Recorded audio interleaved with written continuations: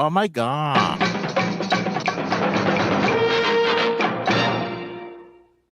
If I were a rich man.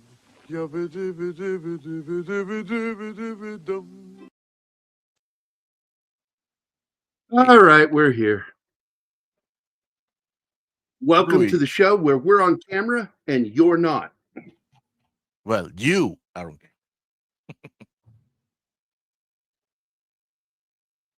Good evening. Yeah. Good afternoon, everybody. I'm not a coward.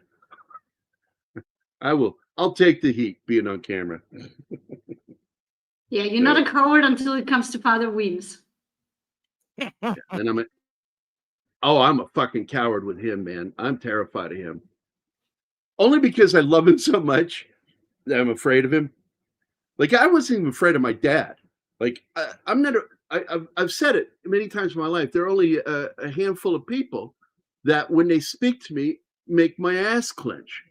And one of them being my XO when I was in the Army. Dale Dye, when he says son.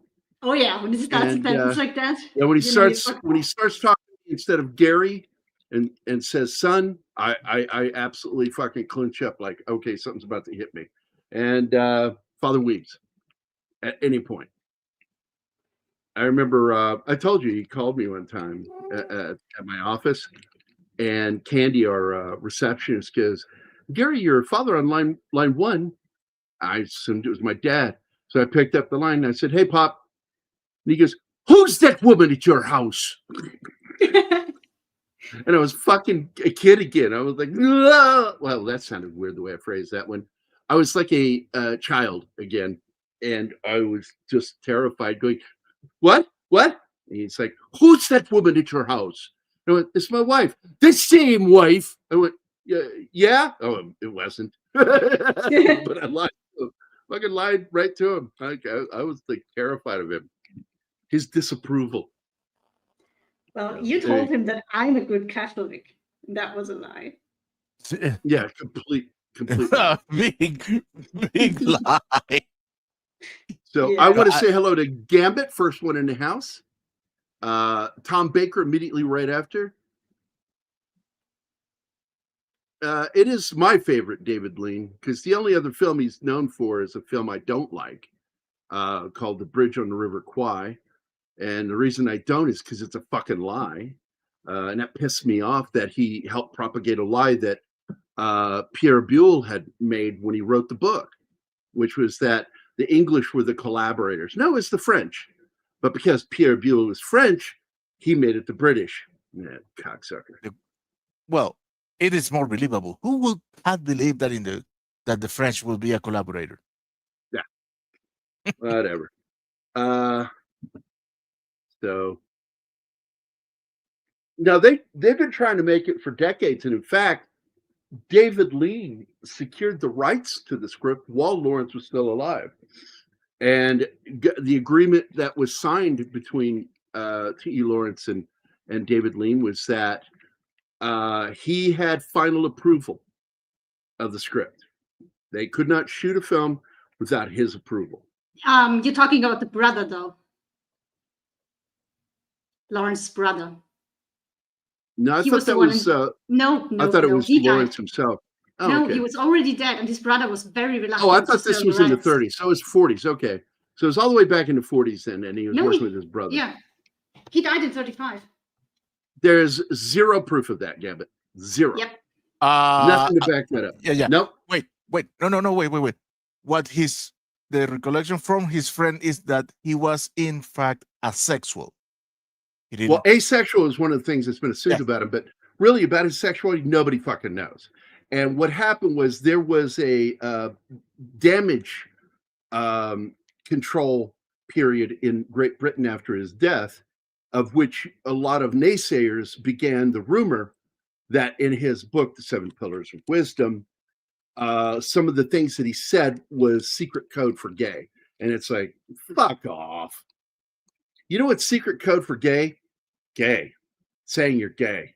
Because gay itself was not the term. Homosexual was. Saying you're gay just meant you're happy. So Yep. fuck off. The people that start that shit just annoy the crap out of me. History argues that there's zero proof. In fact, there's a really good chance that this was started to damage his reputation. And I'll get into a little bit of that because there's a lot of evidence that he didn't die. Like they show in this film. He didn't die that way. It wasn't just him and two bicyclists. That's not what happened. Witnesses at the scene, military. These were military personnel that witnessed a black car that fled the scene. And the damage to the front end of his bicycle shows that he was struck by something, not done damage by his sliding and then going off the road. And that's what he did. He slid. He slid and he went into a tree and he struck his head because he wasn't wearing a helmet. Nobody Oh, was nobody. back then. They had helmets back then. However, Yeah, but it wasn't really popular wearing them. his death helped to create the helmet for drivers, because one doctor, the doctor that made his autopsy after his death, he made a study of head injuries, and he was the one that concluded that people should be wearing helmets. And then, It should be mandatory, yeah. yeah.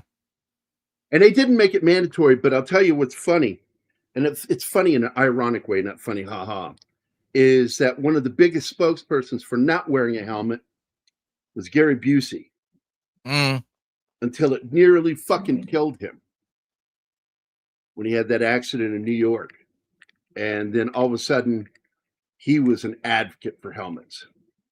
Some need to learn the hard way. But yeah, it makes absolute sense to stage an assassination that way, because accidents happen all the time, and he might not immediately die, but once he's in the hospital, you can take care of that. So it was. By the way, least David suspicious Lean way doesn't. to get rid of him. Yeah, we learned that David Lean does not like actors. He's not fond of them. And Omar Sharif talked about it, that he just didn't, once the workday was over, he didn't interact with them. He didn't want to socialize with them.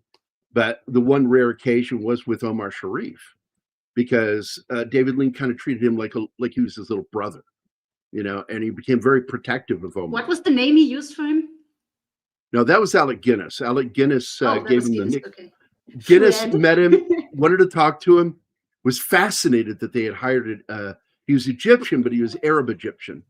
And he was fascinated they hired an actual Arab. And so he wanted to talk to him. And then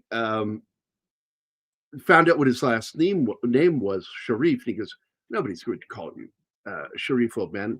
We'll call you Fred. And that was Alec Guinness's nickname for Omar Sharif until his death, calling him Fred. By rank organization, 1952 to commission a script for 7 Pillars, but immediately it fell under the radar and never happened. I'm not surprised. Nothing ever came to fruition until finally that film got made. And yeah, he was not very tall. Yeah. And Pino 2 is 6'2", but he looked so much like him. He embodied him in the face that they forgave the height difference. He was also not their first choice. Other actors were chosen, but they all declined. And Gary has a funny little theory about that. Oh, yeah. Well, Brando immediately said no, but Albert Finney, the second guy, he did screen testing, like to the point where it's almost a mini movie, but then he said no. So the first actor that was selected to play Lawrence was Marlon Brando, who was about to, and it was about to be announced. He was closed in on the deal. And as they're about ready to make the announcement, all the press releases were written, he abruptly pulled out of the picture and said, no, I'm not going to do it. And then they got Albert Finney, a young Albert Finney, and they did one long test with him. It was so long they could have made a Lawrence of Arabia short film out of it. And they loved him. And then they offered him the part, and he turned it down. He said no. And my theory is this. Camels, man. They probably found out they were going to have to be riding camels. And I personally don't know many people that like camels. I don't like them. I have a personal disdain for them. What? And yeah, I They're don't so like camels. funny. I love They are them. mean. I can't stand them. They're mean. They're nasty. They're ill-tempered, and they're gross. And but with that said, I know that if not for a camel, Peter O'Toole might have been killed. Yep, And we'll get to that later. and I'll get to that later. So But yeah, Omar Sharif said in an interview that he had zero experience camel riding. So when he arrived on set, he spent days on the back of a camel learning to ride it. He couldn't even sit after that. So yeah, So- it looks terrible too. It looks so uncomfortable. so going back to his Wait, death. wait. Penny is going, or maybe it's gone. So if you're Okay. hearing us, Penny, have a good day. Thank you for Hi, being Penny. here.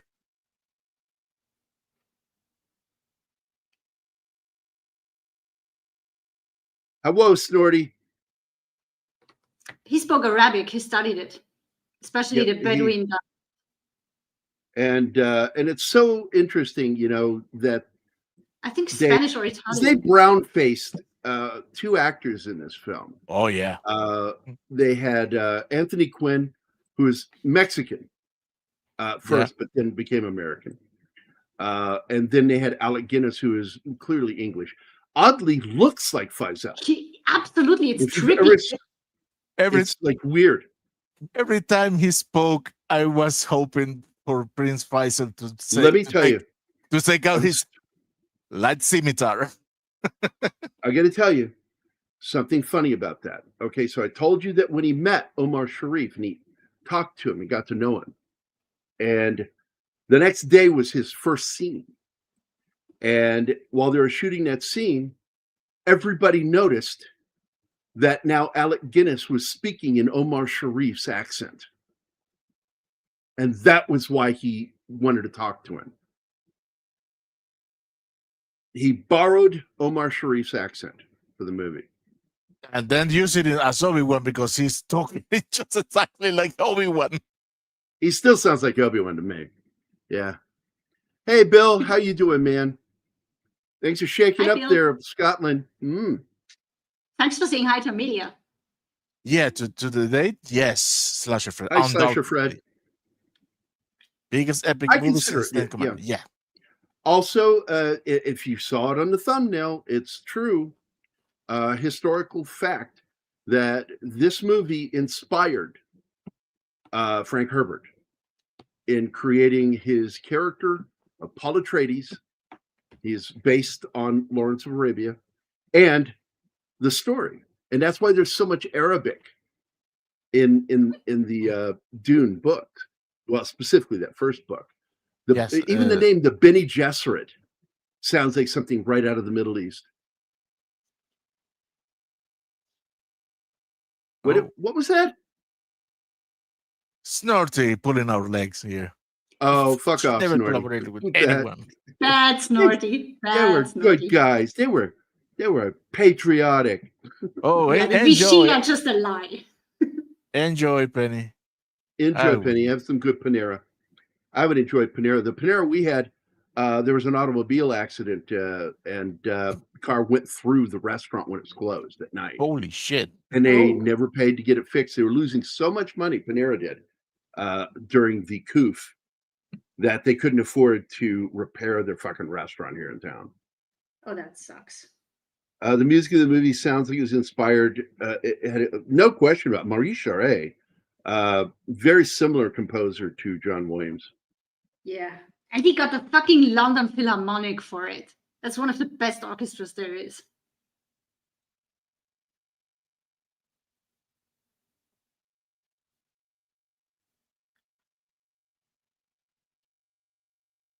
I don't know about that one. I didn't hear about that one. I only heard about the two that I mentioned. Yeah. Bill, if they have two humps, are camels. If they have one, it's a dromedary.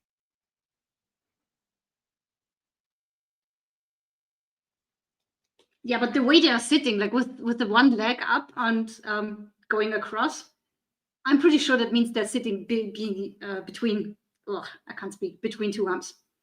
Yeah, because those are camels. Yeah. Yeah, music. Trying to catch up with the chat. We have a Looking at- suggestion from Wade.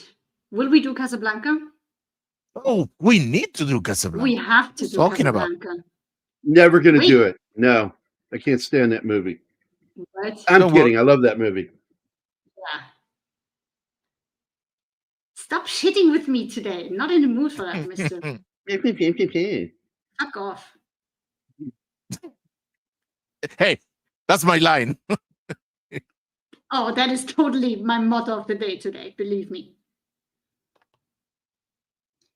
I'm a bad bear. There you go. This was very pre-Star Wars.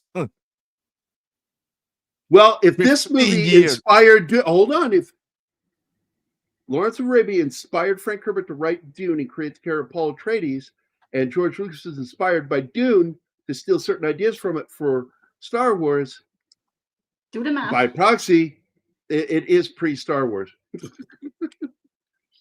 And it's not even technically. It's easier if you go to years, 62 against 77. Yeah, it's very pre-Star Wars. Because that's when he was in college, by the way. George Lucas was in college back then. So you can move to the next one. Yeah. Okay to move on. Yeah, So, we're covered. let We me should get start back to some of this. we should start the slideshow because I'm going to get to my notes here. I feel we're gonna post this one Yeah, often. Okay, so I wrote, but thankfully they hired an actor who was from the Middle East, an Arab Egyptian actor named Omar Sharif, to play the part of Sharif Ali, Lawrence's BFF. Sharif said that riding the camels was arduous, lending further into my theory of why Brando and Finney turned the film down. And they knew they were going to have to spend hours on them, learning how to ride them. I'm telling you, nobody fucking wants that. Let's see. Big brotherly relationship with and protect him. Can you add it to the stage, Martine? For some reason, it doesn't allow me to. Now, if you go down to our information area, the video information area, you will find some of the videos that I watched, historical videos, as well as I watched the making of this movie. It's really good. Sam Spiegel was a fucking communist from the old days. He was blacklisted in Hollywood for a damn good reason. For his communist fucking ties. And Sam Spiegel got into trouble while he was in London. He went to a protest, an anti-atomic or nuclear protest, and got arrested. And he refused to sign a statement saying that I'll be good and not ever do that again. So they kept him in jail. And finally, David Lean went in and had to get him to fucking sign it so he could finish fucking working on the script with him. And it pissed him off. And he never worked with Sam Spiegel again. He didn't like it. Now, the opening scene is, of course, the end of the story. We open with the death of Elliot, which, by the way, is like years later. They act like it's like, it just happened like a couple years later. No. It happened years later. It was in the 30s. This story takes place in the 19-teens. And he was too sickly to join the regular military. So he came in through the auxiliary corps and worked because he went to college and was an archaeologist. And he was actually hired by the British government to both do research and spy for them. So he's already a spy when he was 19. And so later, it just was natural for him to do that, to be a spy. And that's why, I have my theory as to who killed him, because there was a buildup of the Blackshirts in England at the time. And they were the National Socialists that were in Great Britain. And it's featured heavily in the last two seasons of Peaky Blinders. And that guy was a bad guy, because they actually have the historical dude in the show. And he was a dangerous dude, man. And word was that he was primed to take over some leadership roles as he was, getting a little older. And one of the jobs, though, that was being considered was being an agent again for Great Britain to spy on these National Socialists. And now you'll hear some other people go, well, he might have had some leanings towards it. There's nothing, again, proving that. But there is a fact that he was being talked to about going to talk to some of these National Socialists, including possibly even Adolf himself. And this was to route out who these people were, these black shirts, and basically spy again for the country. And he was close friends with Winston Churchill. And Winston Churchill wouldn't be friends with somebody who was a potential traitor. I don't believe that for a second. So with his death, once again, witnesses that were there at the scene were military personnel, saw a black car flee the scene. And what they believe is that he had gone over to the wrong side of the road because of this car. And he struck the bicyclists. In the movie, it doesn't show him hitting them. But one thing I do want to point out in this version, I do like that we got to watch the restored version. Restored the scene of the goggles in the tree limb, because I love that amongst visual. other things, because they were made to cut, I think, some 20 minutes or so out of the movie, and they were able to put it back in. So we saw the one that is 3 hours 27 minutes, something like that. Yep, it's the restored version. It's the one I want to watch. I don't want anything longer than that. Jesus fucking Christ, who wants to sit to watch a movie for 4 fucking hours? I don't know what IMDb gets the runtime, though. I might do that with Dune, but I'd still have to have a bathroom break. Because the 1984, there's the rumored 4-hour version that nobody's ever gotten to see. That was the spell. That's not true. By Giada herself. Who? Giada de Laurentiis. Oh, she not said Dino? no. Okay. Yeah, in an interview, she said they have a beef with Lynch. So why would she tell the truth if there was one? I just don't believe it. So anyway, the interesting thing at the beginning of this that David Lean goes into is how many of these people pretty much act like they just don't know him. This guy commanded him. It's like all these people. The reporter is the only one who acts like he knew him, and he only spent a little bit of time with him. And Lawrence, according to this film and story, didn't really much like him. Yeah, but them claiming not to have known him or not to have known him very well, they distanced themselves from him. So that too indicates something was fishy. Yeah. Well, he was borderline insubordinate. Oh, no question he was. But I don't think he was a traitor. I don't believe he would be a traitor. No, but what I mean is for the more stick in the ass British member of the army saying admitting being related to an insubordinated officer. Oh no, that looks bad on me. No.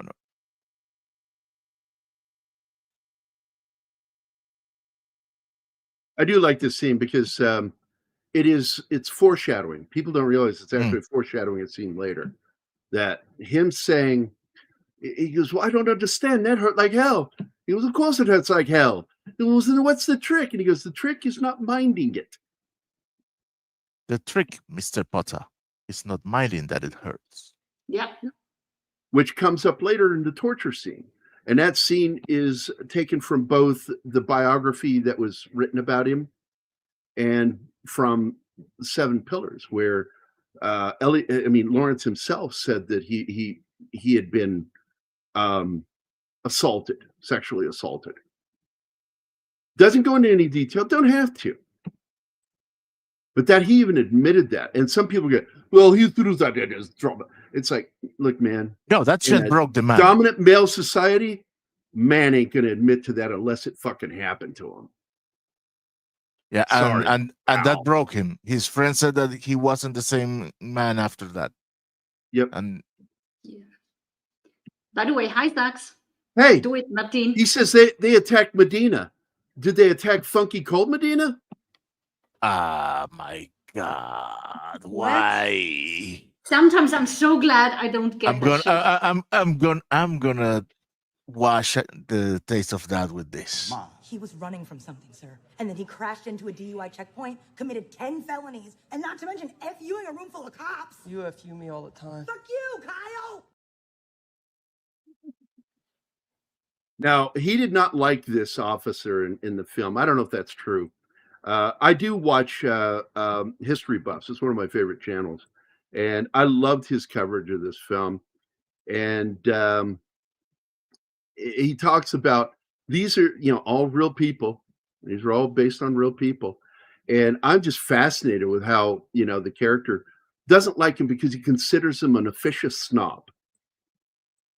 And then he hears later that an officer he does like, General Aubrey, is being brought in. He says, "Oh, good man." He's like, "I like him. Good man. Perfect man for the job." Chernowski, they had to use anything that made that film good. The only that thing that is good in Prometheus is the segment of this movie. Yeah, from this movie. Yeah. It's like, I just have so many problems with that movie. So one thing I wanted to point out was with the casting of this film that they got a great fucking English actor to take on the role of General Edmund Allenby. I'm sorry, Allenby. And Allenby, I said Aubrey, it's Allenby. Allenby was balding. He had male pattern baldness. It went all the way back. And he had a little tiny sting type widow's peak right up here on top of his head. But Jack Hawkins went out and fucking shaved his head for this part. Also, I wanted to point out that the actor right there, that's fucking Claude Rains, man. Any horror movie aficionados know who that fucking guy is. Do you know, Martin? No, He I don't go that played far. 2 major Universal villains, monsters. He was the Invisible Man in the original Invisible Man. And then he would later do the 1940s version of Phantom of the Opera. And he played the part of the Phantom. We have They Andy knew Morrow. they knew they had to make a remake. The Phantom as a soundie. They had to. Or a talkie. That was a dad joke, Gary. Nobody knows Tone Loc nowadays. Who's Tone Loc? Yeah, I can throw that shit all day at you too, Sander. Fuck you. Who's Tone Loc? Cute kitty. Time for the kitty. There you go. The classic movie The Fly is also a flashback story because it opens. Yeah, that's true.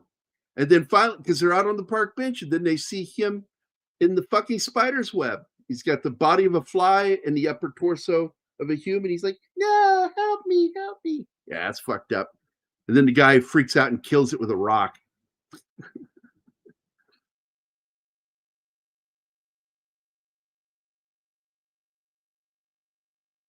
Oh no, he was insubordinate. He disobeyed so much orders, but he was right. But he was right. His assessment was better.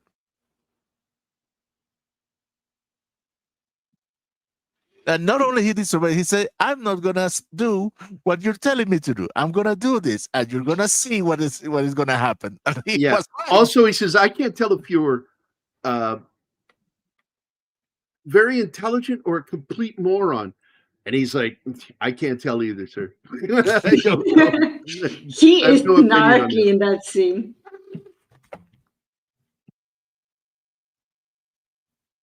Oh, what? Claude Rains was also in the original The Wolfman, says Slasher Fred.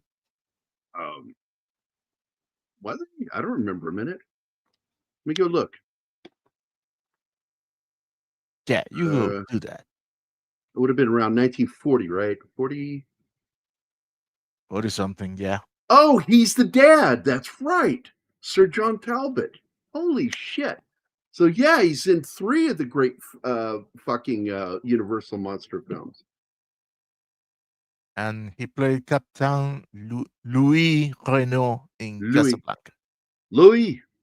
This looks like the beginning of a beautiful friendship. Casablanca is better than this movie. You put me in a hard place. No, I love. no, I just Casablanca simply say too no. much. And it's a great film. Oh, that's But for you. what made that movie so great was so much that happened on set that was serendipitous. You know, so many screw ups led to great things, and because it wasn't in the script. This movie was written on a brilliant fucking script. Oh no, Anima's gonna lose her shit. It's shooting day for night. Don't have a stroke. I know it's what they did back then, but it just looks like shit. I'm sorry. They had to do what we could with I know what that. they had. I know that, but it's insulting to the eye. I've got to tell you something, buddy. I would put this film up there with Blade Runner for having led to more, like Blade Runner for a lot of its context, you know, the visual motifs. Okay, this film inspired more directors to imitate it later when they did their desert scenes. Every single one of them has their Lawrence Arabia moment. So absolutely, anytime you see a desert movie, it was inspired by this movie. This poor guy, I feel so bad for this guy. I really do. He gets fucking shot in the head. And it shows that he was shot in the head because when you see him laying there, Yep. you see where the blood is. Yeah. And I'm like, goddamn, Sharif Ali, fucking good shot on the back of a fucking camel. Oh, and speaking about deserts, guess what they had for this movie? Yes, sand dune sweepers. And one evening they were done. They had everything ready and like virgin and perfect for the next day. And then an Arab guy drives his fucking Jeep right through it. That about their shit out Right of the through crew. it. They all got so fucking pissed at him. Like, what the fuck is wrong with you, dude? The other problem they had were the paper cups they Oh were my drinking God. out of. We've they got were to thrown do into the sea. that movie on Military Monday because I love that movie. It's so tragic that the stuntman that did the fly over the dune scene died the second take because he wanted to do another take, and he died in that take, and then he used the first take in the film. Was that Otto Preminger? Is that who did that? Who directed that movie? I forget. Don't recall. Are we talking? Which version are we talking about here? Like the only version? No, there are 2 flights. No, there are not. What are you I put talking it on our about? list, Gary. It's on the Nope. list now. No, I've never heard of that. I think you're making shit up. Never heard of it. Oh, I get it now. You don't like it, so okay. Robert Aldrich. So Aldrich fucking requested a second take, killed the fucking stuntman, and then he used the first take. So he didn't need the second take. That is fucked up. It's a good movie, though. It really is. Jimmy Stewart's great in it. Actually, it's got a really good German actor in it, too. We've talked about him before, Anima. What is that guy's name? Hardy Kruger. He plays Heinrich Dorfman. I'm like, oh man, what a ugly last name. Gesundheit. Dorfman. Dorfman? That just means village guy.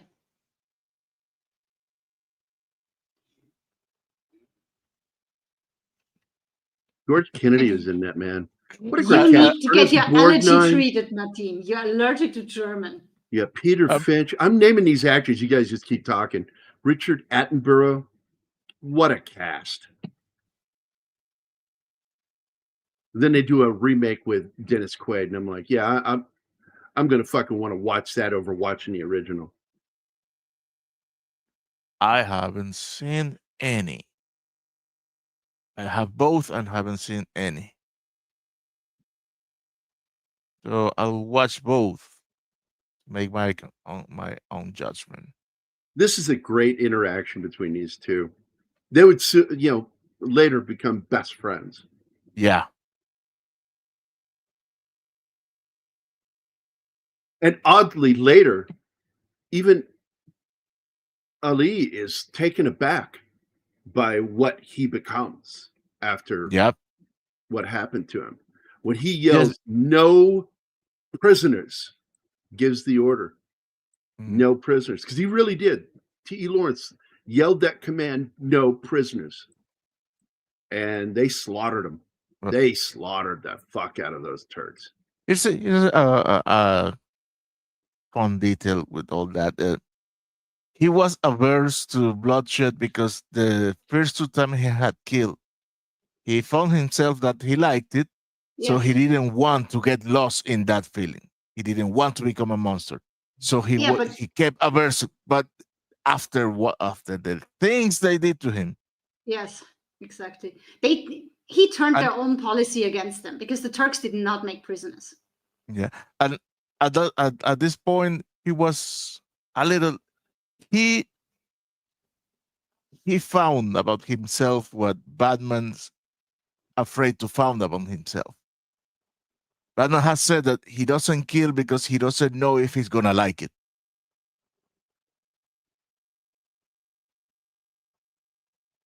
I loved how they all had to learn to ride on these things. It's great. And they're such ugly animals. I fucking hate them. They're not ugly. Oh my god. They are ugly. The only thing find good them about a ugly. camel is they make a good cigarette. Oh, yeah, Jesus. yeah. The camels are good. As an ex-smoker, I can tell you that camels are good. Yeah, that's what my dad smoked for 40 years. Filterless camels.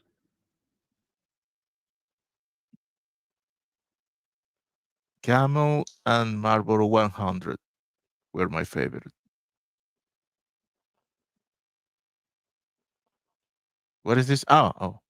No, Jesus, you scared me adding that. I'm just adding them for later.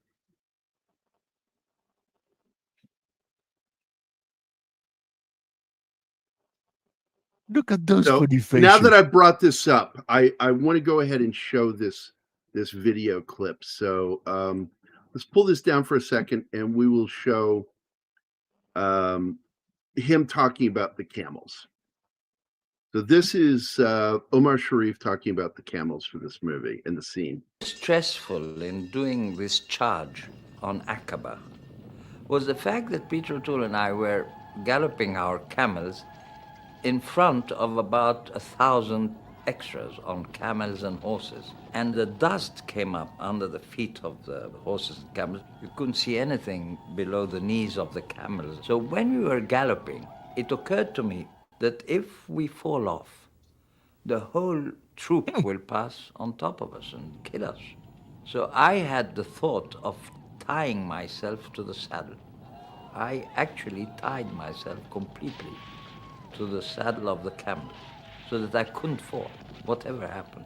And Peter O'Toole actually fell one of the takes, but an extraordinary thing happened. His camel stood on top of him and protected him. He planted his 4 legs around where Peter had fallen, and the whole cavalry passed, but they couldn't get to him because his camel was standing there. There's something mysterious about camels. Yeah, mysterious. Camels are not mean. They can be mean. Camels they form a relationship with the rider, and the thing is, camels are yes, they are irritable animals, but they pent up that anger until there is the moment in which the camel says "fuck off," and camel riders know when they're that about to happen. Then they give it to the camel their clothes, so their camel can vent off with the clothes. And once that they have their moment, they are your friend again. just like real I human like friends. that. I didn't know that. But I think this is a wonderful story, and I've heard of horses doing that. I didn't know camels did that too, or this one. But on the other hand, they do form relationships, and they spend a shit ton of time on their camels. So I can see that happen. Well, Bill, nomad tribes, they barter with everything. Yeah.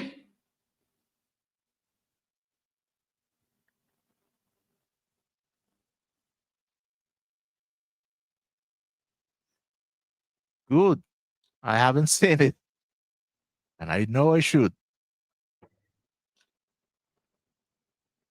What else do we have here?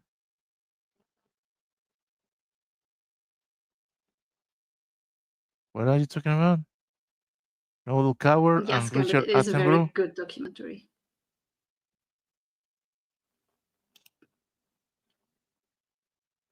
Pizza. Well, it's Faisal.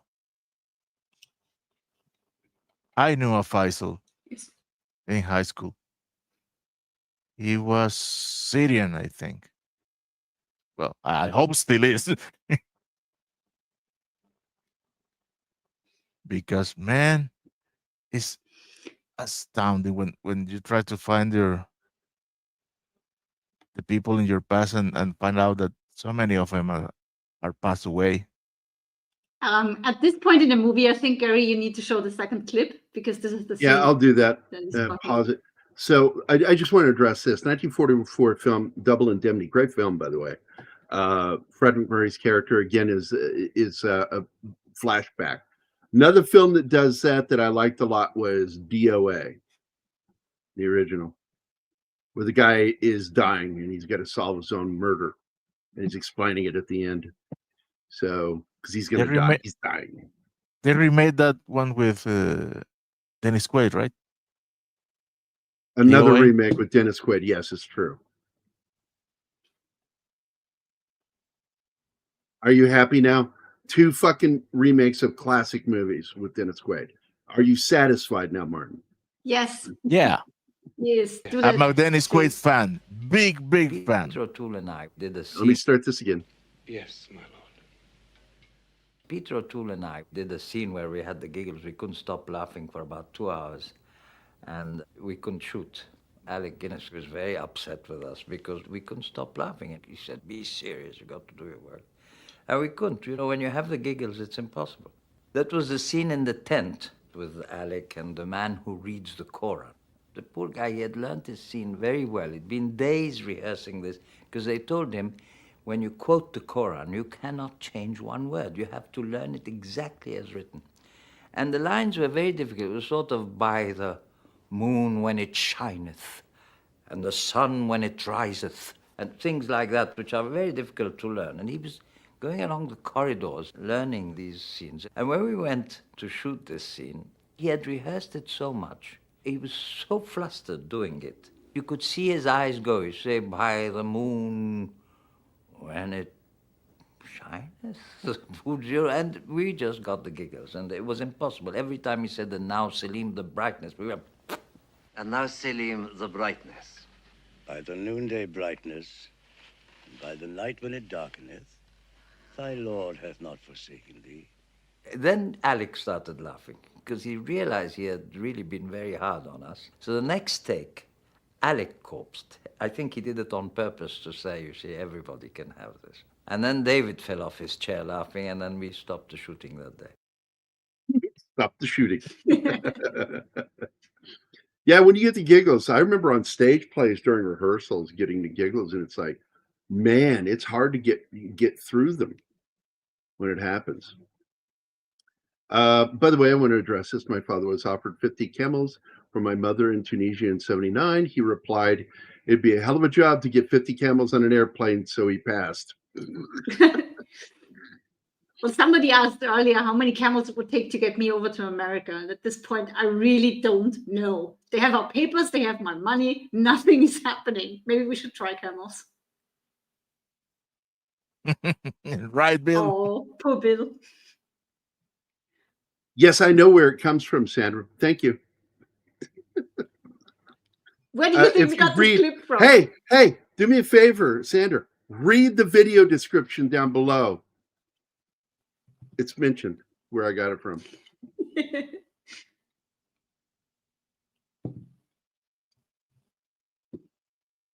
And this is where he just sounds like Obi-Wan to me. He doesn't sound like fucking Faisal. He sounds like fucking Yeah. But Obi-Wan I was Kenobi. mind blown when we watched the documentary and they showed the actual guy, how much he looks like him.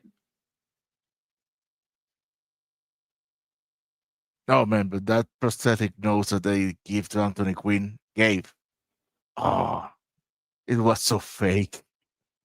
Yeah, and yet, you know, he loves to talk about, because he was a boastful man, Anthony Quinn. Mm. Very, very verbose and braggartly. But I love that about him. And he's talking about how he went out there and they began chanting his character's name. And it caused the director to stop and go, "What's going on here?" Because it's interrupting my shooting. It's like, I don't know if that's true or not. I don't know.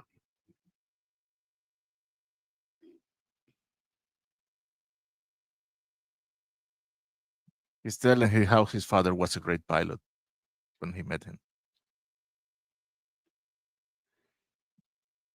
Oh no, now Bill is jumping on that train too. What one? Bakalakadaka. Oh my God. Well, it is an Arabic movie about Arabia and shit. So Yeah. perfect time to fucking do it. Not that much off topic at least. I've got 5 terrorists going southeast on Bakalakadaka Street. There you go, buddy. Oh, and that shot right there, he looks like a puppet. He didn't even look like a real person. I like him.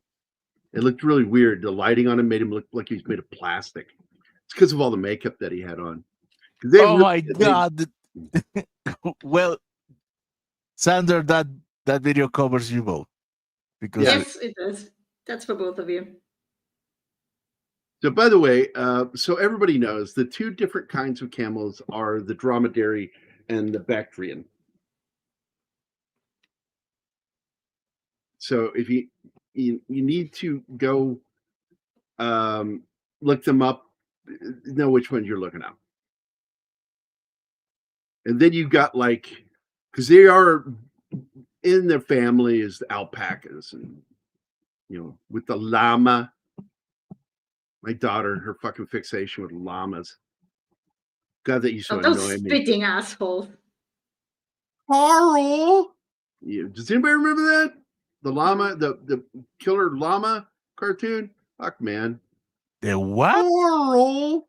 You killed them, Carl! Of course I did. I was hungry. Killer llama? What the fuck?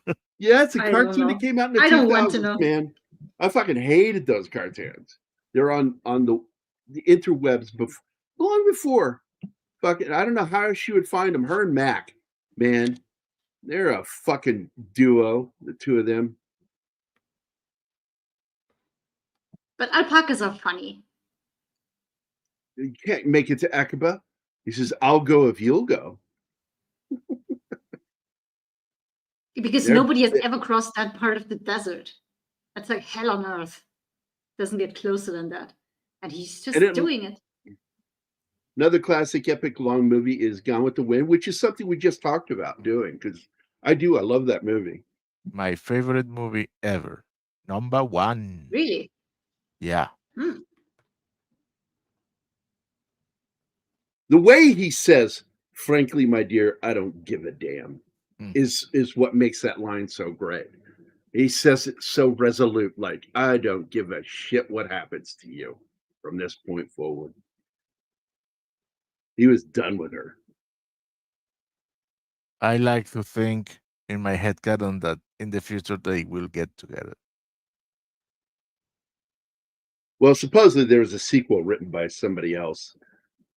Look at you guys. They made a mini series with Timothy Dalton as Rhett Butler.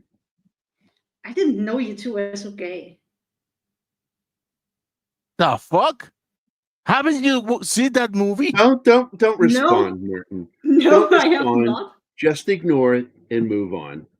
I have never been into romantic movies. like at all. The shit I would watch was Wait. science fiction. Gone with stuff the like Wind this. is much more than romantic movie. There is romance in it, in it, It's but a it's not a historic romance. film. It's very Yeah. historic. Yeah. and First what I film like where a black is woman that got an Oscar. it has First never film, tempted a black me. woman. Hello. First I hear film, you. a black woman got an Oscar. Yeah, still, it never It's- tempted it's- me. So It's a great film.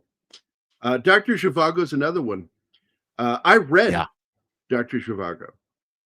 I was impressed. I've always I like that Russian literature. I like stuff like that. They caught them trying to get water.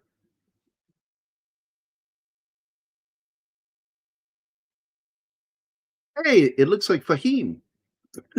little No, bit, no, yeah, I no. was thinking that. He doesn't Hey, look now. angry enough. He doesn't look angry enough for Fahim. He needs That's right. angrier eyebrows. He's played a career of being bad guys. And he's like the sweetest guy in the world because he's got those angry He is. eyebrows. I mean, have you seen the photos he posts with his dog?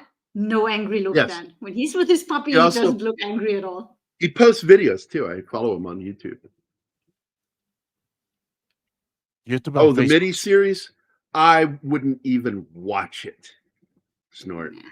Miniseries I- about what?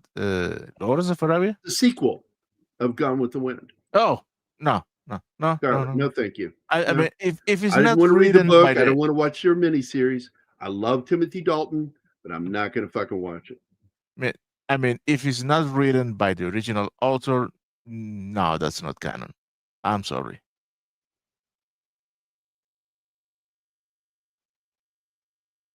Also, by the way, Gone with the Wind, great soundtrack. Yes, the photography. Oh my god, that movie's on another. I'll have to watch that now. Here's the thing, anime. Yes, we can tell you all about the premise, and you won't be interested. I know because that happened to me. I got it by accident. Hunting for something to watch on TV, and I got it like the movie was 15 minutes in, and I said, "What is this?" And I kept watching with the remote in my hand, and watch it and watch it and watch it and watch it. And when I see, oh, I've been stuck in here for 45 minutes without changing. I'm liking this. Okay. Now, David O. Selznick, I've told people about that guy.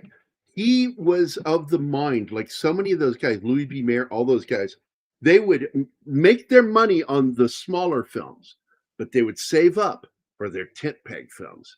That they didn't care if it made money or not. They wanted that Oscar.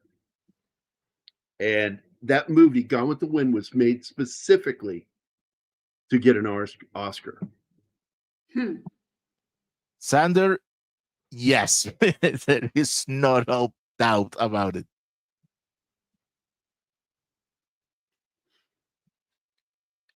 I mean, yeah, there's no love in this, no women, no, nothing of that shit. But that doesn't make him gay. It was war time. It just didn't happen. He didn't. He and never was had interested any. in it. He never had any relationship with anybody. Yeah, he wasn't interested it- in that.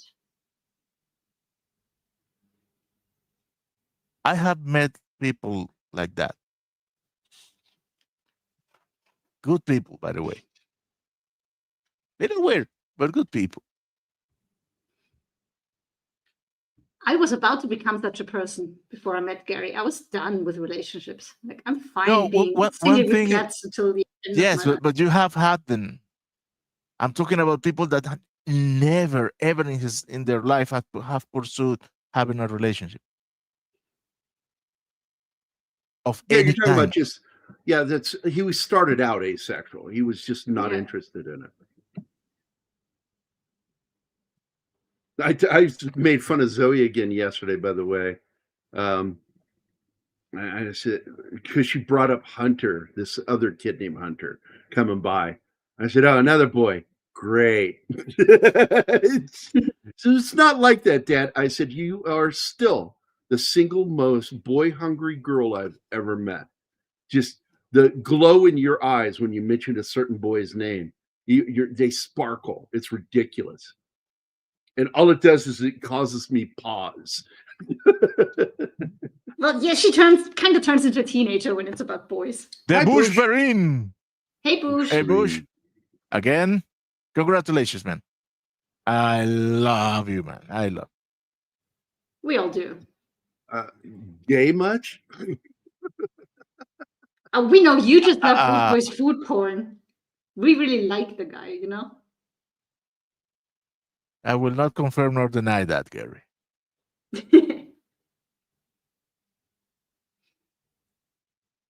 Yeah, I'm trying to find it because, as I recall, Selznick ended up using the model design for 12 Oaks, which was Scarlett O'Hara's house. And he used it for his, here it is. He had this built. There we go. So when you would see a Selznick movie after he left the studio, let me see if I can load it up here. This guy, I thought he was dead. I'm like, there's no way this guy's gonna fucking make it. Oh yeah. And by the way, right there, this is where I said that looks like a painting. That I found out later, it is a painting. I'm like, oh no shit. The close-ups of the sun couldn't be shot, so they used paintings of the sun. Oh, and seeing this image, when you see them like far, far away on their camels, that's not stand-ins.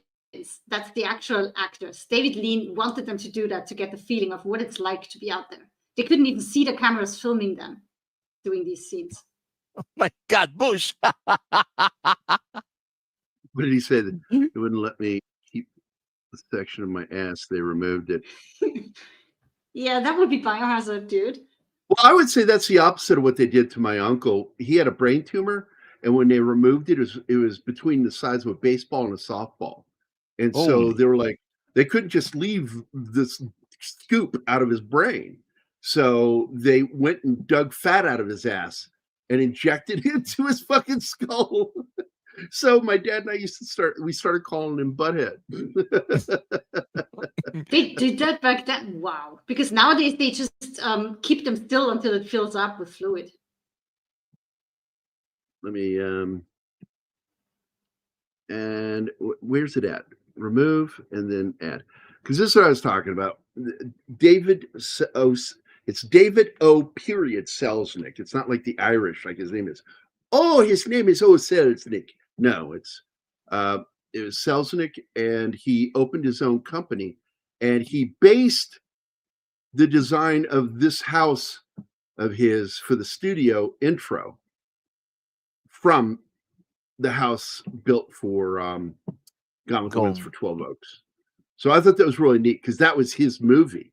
And so therefore he proudly utilized that in design of his own home and office. His office was in there. And that was the logo at the beginning of his films. And one of my favorite films that he ever produced with Cary Grant was Mr. Bland's Builds a House. I think that was the name of it. Great movie, Cary Grant. I showed Anima a clip of him arguing with his wife and his daughters at breakfast. And it's so fucking funny because it was like something pulled right out of today. Like, because he's making fun of their lefty teachers, their liberal teachers. And he goes, of course they believe that. They wouldn't know anything about capitalism and how to run a business. So they complain about it because they're teachers. What do they know about it? Sander has a great question for you. He's dead now. My Uncle Harold has ass on his mind. Yeah. Got my ass on my money and my money on my money on my ass and my ass on my mind. There we go. There, I twisted it to work. I love when he shows up and he's God. This is a great scene. It's so heroic. By the way, fucking Ali comes running because as angry as he was at him for leaving, he was the first one to greet him when he got back. And he had a bad mate for him and everything. Yep. And he knew if anyone can pull this off, it's Lawrence. No one else would have been able to. He's almost dead when he returns. He was planning to make him an honorary member all along. He was the clothes and he Yeah. burned out his English uniform. And it's important to know this because later he says, someone, pinched my uniform, because he has no idea what happened to his uniform. And I'm sure they probably told him somebody stole it when he burned his fucking clothes. He actually burned it and got While he him was to yeah. But this dialogue is so amazing. It's when they talk about his legacy and what his father's name is, and he ends up telling him he never married my mom. I don't have family. I don't belong anywhere. Yeah, he's a bastard. He And I gives like him that when he says that. He goes, he gives him his "Oh." Arabian name, Mm. and that's where he comes up with the clothes, because you're one of us now.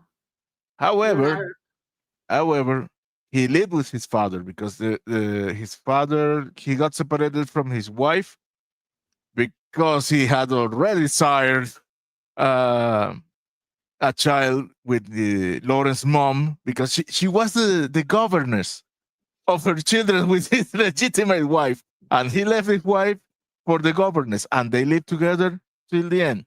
Yes, still, but this is the 19 teens, so he has legally no heritage, nothing. What I'm trying to say is that he grew up with his father. Yeah. But yes, he has no right to any inheritance. And by the way, did you know that he changed his name in Yes. 1929? Yeah. He began publishing and doing things under the name of T.E. Shaw.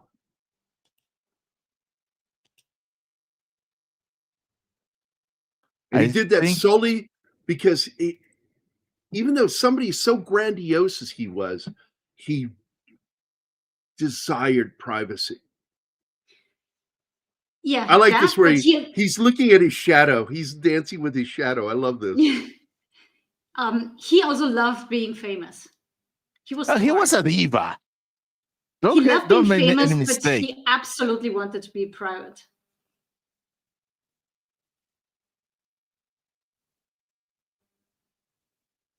Oh, look at Anthony.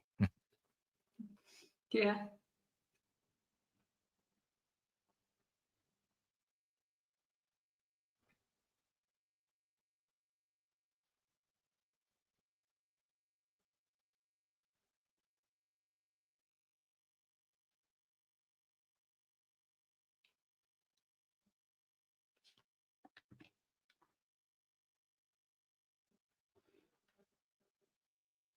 So many extras. I don't know what we're talking about. What are we talking about there? What is this? I don't know. Martine and I are talking about this movie. Or trying to. What? I don't know what you're talking about again, but Gamil. Gamil is the guy who fell off the camel and. Oh, him. Okay, I didn't know who he was talking about because his English wasn't good enough. Yeah, okay, that makes sense. I know they didn't have to do that with Omar because his English was perfect, and I love his voice. I've always loved Omar Sharif. Oh yeah. By the way, they brought up Dr. Zhivago. He played He played the main character, Dr. Zhivago. I love this with the fucking hammer back. That kid with the pistol. I'm like, fuck, man, that kid had the hammer back on that pistol. What the fuck? Anthony Quinn is one of those bombastic sons of bitches to exist. Josh Becker got to work with him before he died. He actually got to work with Anthony and his son, who died too. Both of them are dead now. Died young. Anthony did not, but his son did. You might remember his son as Charlie Sheen's best buddy in Platoon. The one when the helicopter's lifting off and he's standing there and he has the big walking stick and he starts banging his chest at Charlie. That's him. That's Anthony Quinn's son. Great fucking actor. What a voice. Fucking died young.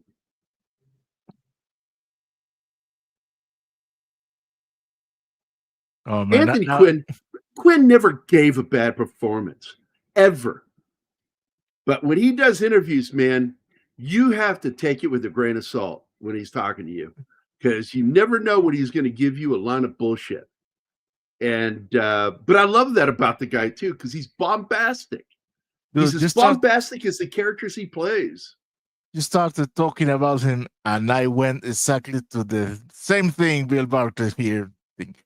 And that scene in the poem was when he says to Charles Dance, I don't understand that you're giving a 3060 a complete turnaround on me. And Charles Dance says, a 180, you moron.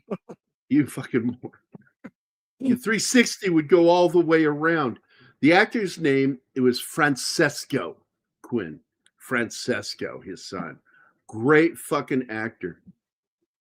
Died at the age of 48, man. Oh. What happened? I do believe it was cancer. Yeah, it usually is. I'll go look at it real quick. Look it up. It's either cancer or an accident when they died at young. He was so opposite from his dad in his style of acting, but I loved him. Quinn died on August 5th of 2011 in Malibu, California, after experiencing what was believed to be a heart attack while running up a street with his children near his home. He was also a chain smoker. And by the way, Zoe's best friend made a deal with me yesterday that she's going to get her to stop smoking. Oh, that would be great. I don't want to outlive any of my kids. Oh, I can help you with that. Rod Steiger, yeah. One of my favorite films with Rod Steiger was the Illustrated Man by Bradbury movie. Oh my God, I love that movie.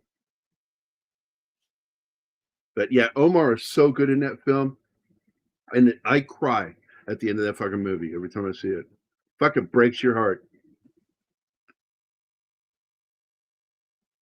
And when you read the book, at the end of the book, you have a collection of Dr. Zhivago's poetry, written by, of course, the author.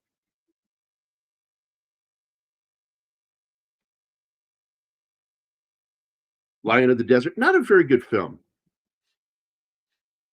I mean, it's not horrible, but it's just not a very good film. Don't know it. Oh, look it up, dude. Seriously. It's a World War II movie. It's the Arabs versus Rommel. Or an Arab Sheikh versus Rommel. As I recall, that's what it was. Based on a true story.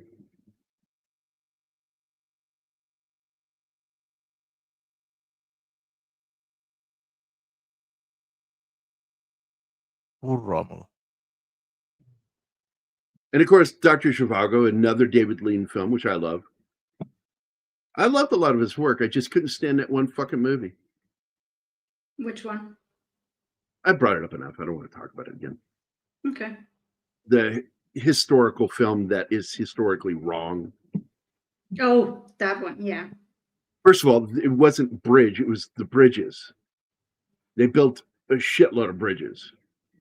And many people died while building them.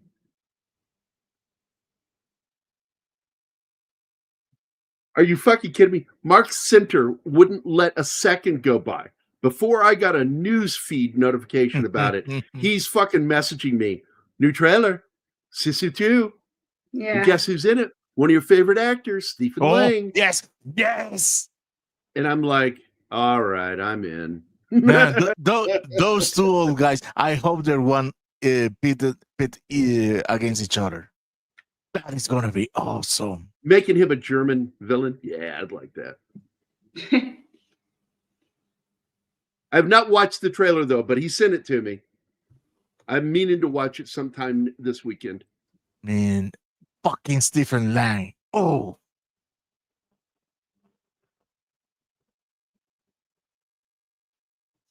I haven't seen that movie since I was a kid, dude, but I know the film. I was like 16, 17 when it came out.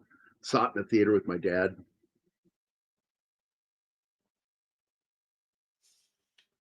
That is the charge that Omar Sharif mentioned, where he tied himself to his saddle. He could have suggested that to his co-star. Should have. But should have, yeah, definitely. He probably suggested it after he fell.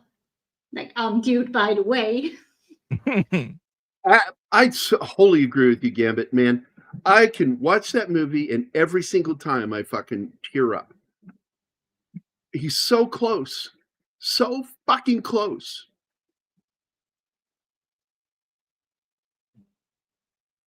I don't know, Anima, did you ever read that book? No. Have you ever seen the movie? Nope. You're in for a treat.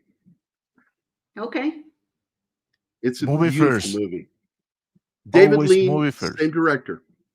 And what I love about this film too, and I bring this up with any film that David Lean worked on except for that one, which is it still looks sumptuous and beautiful to even by today's standards. Even though this was still using early process, look at this. Look at the lighting here.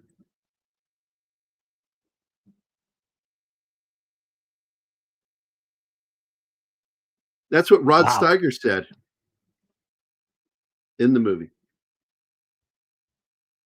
Now, you want to talk about a crazy fucking movie dealing with Russians, is the movie about Trotsky with Richard Burton. The ending of that movie gave me fucking nightmares for years as a kid, because they showed the guy hit him in the fucking head with that jeweler's hammer.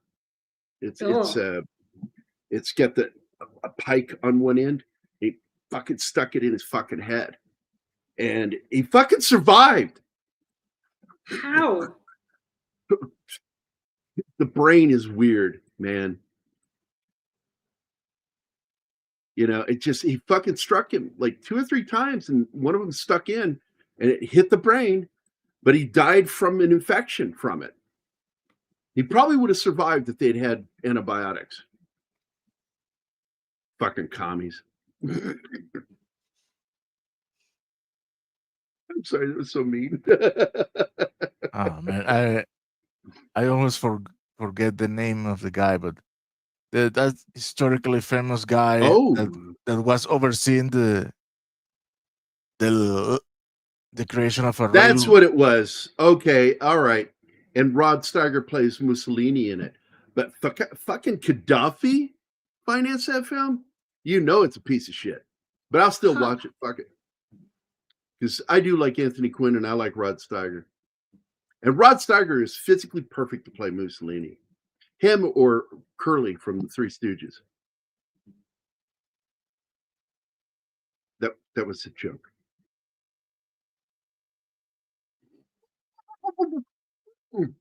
Oh.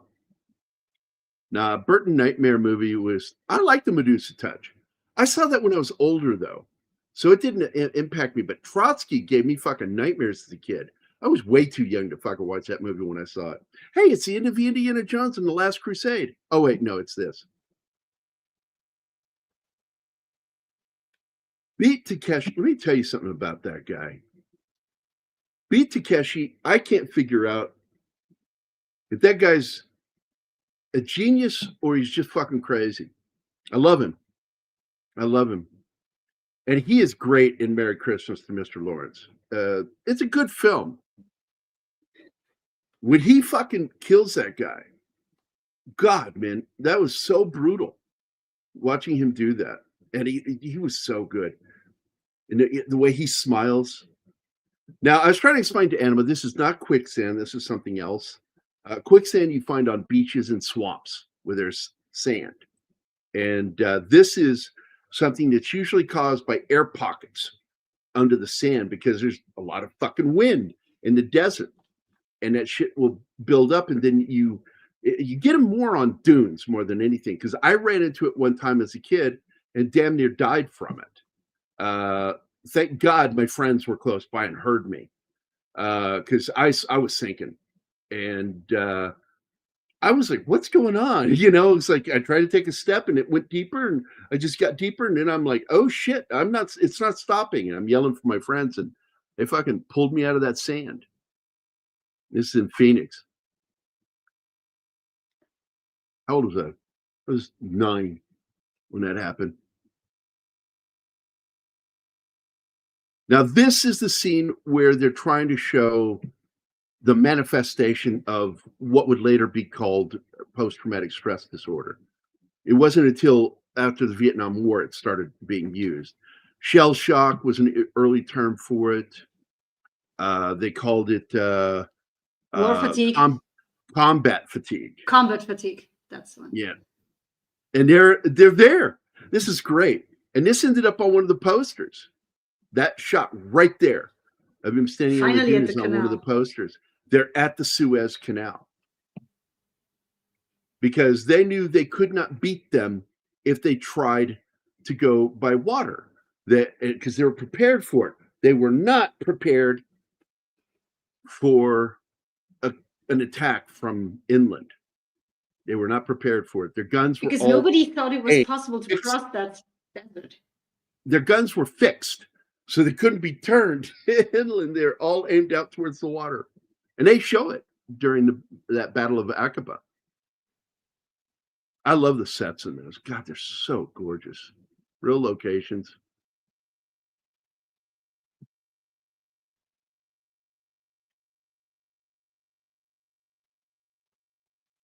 Also, the clothing is real. They bought or had it made there in Syria.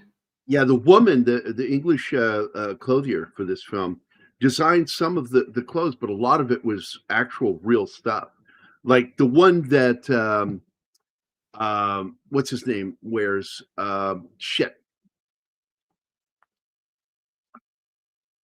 Quinn's character. I just forgot his fucking name. The king. Yeah. Oh, God damn it. It's not here. I fucking hate IMDb when it does it makes everything small. Faisal.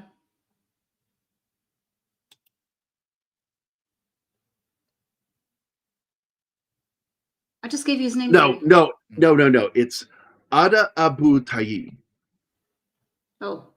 Is his name.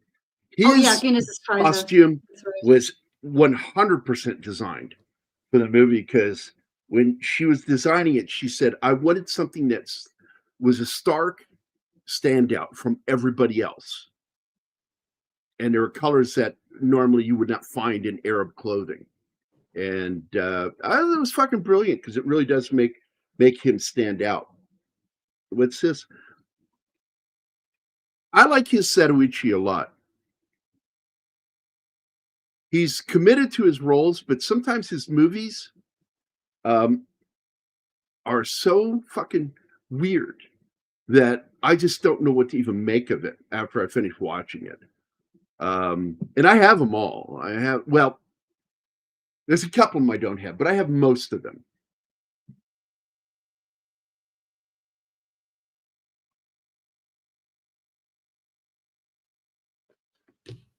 I love how much liberty Omar Sharif had when it came to his costume, what he wanted to wear. They basically let him pick it. His was bullshit. His was made up. It's so fucking weird, because there's like a handful of his movies I really like. And then the rest of them, it's like non sequitur after non sequitur after non sequitur. There's no cohesiveness to the stories. And Mac loves them. I get exhausted trying to watch one of his films. In fact, one of his films I watched, and by the end of the film, I realized, oh my God, this entire story was in this kid's mind while he was in the fucking porta potty at a baseball game, taking a shit. What? Yeah.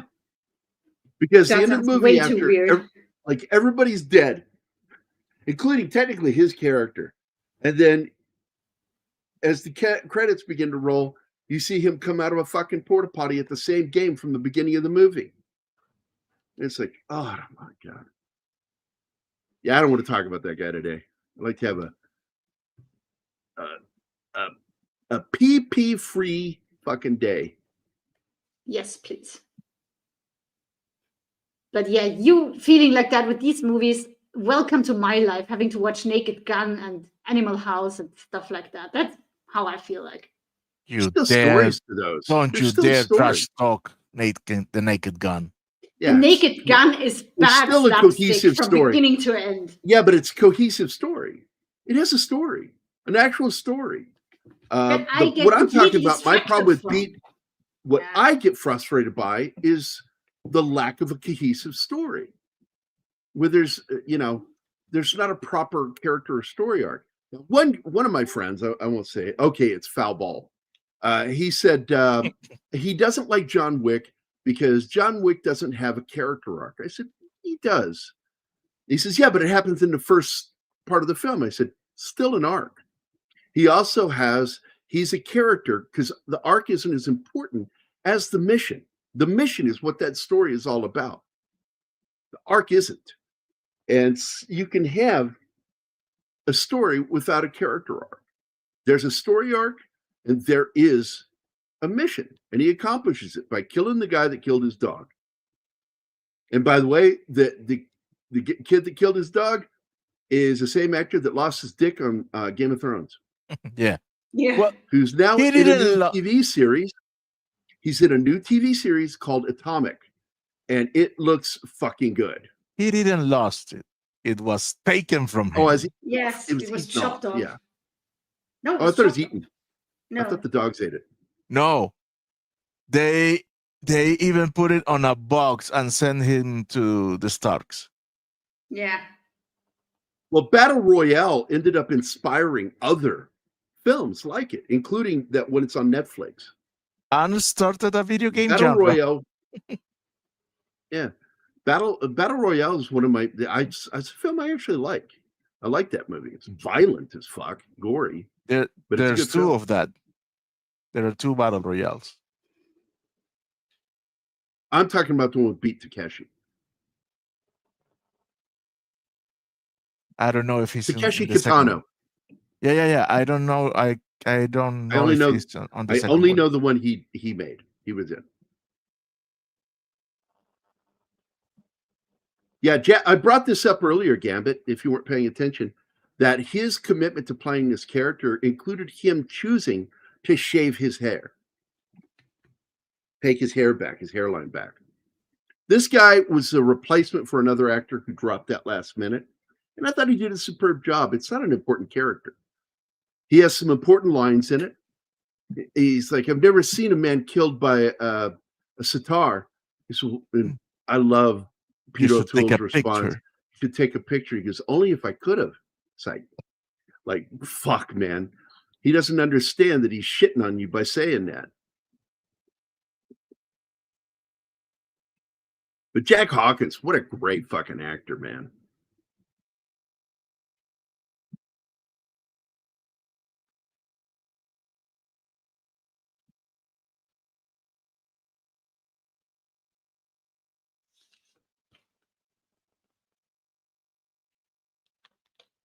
Okay. Oh, Richard.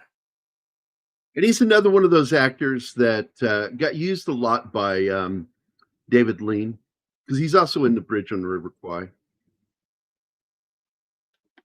He did that movie, The League of Gentlemen. God, What do he's you mean, great. Penny? Time to What meet do with you grandkids mean are by here. that? Yeah. We are potty mouths. And by the way, he died when I was a kid. He died like in 73, 74, some shit like that. He died not long after this one, like within 10 years of this fucking movie, he was dead. Jack Hawkins. Oh, another one he was in. He was in Kubrick's, no, not Kubrick's film. It was Ben-Hur. He was in Ben-Hur. Another epic fucking sword and sandal movie. And yes, that is a genre, Adam, if you didn't know that. I did. I'm not a Not complete everybody knows heathen. that. I'm impressed you knew that. There you go. That's fucking cool. Yeah. What I was talking about here? Eh? What? What, Martin? What? What are we talking about here? I don't know. You brought it up. You're forcing my hand again. This is where that fucking German shoots him with the 1899 Mauser. Yeah. Han Solo's future gun. There you go. There you go. He's not very good at shooting him because Oh, thank you, Martin. I am number one.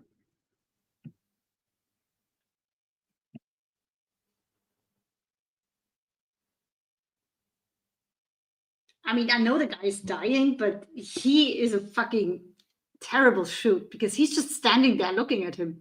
And he finally just- hits him in the shoulder, barely grazes He him. just stares at the guy shooting at him. I was like, wow. By the way, he's in another film that I really liked a lot with Peter O'Toole called Lord Jim.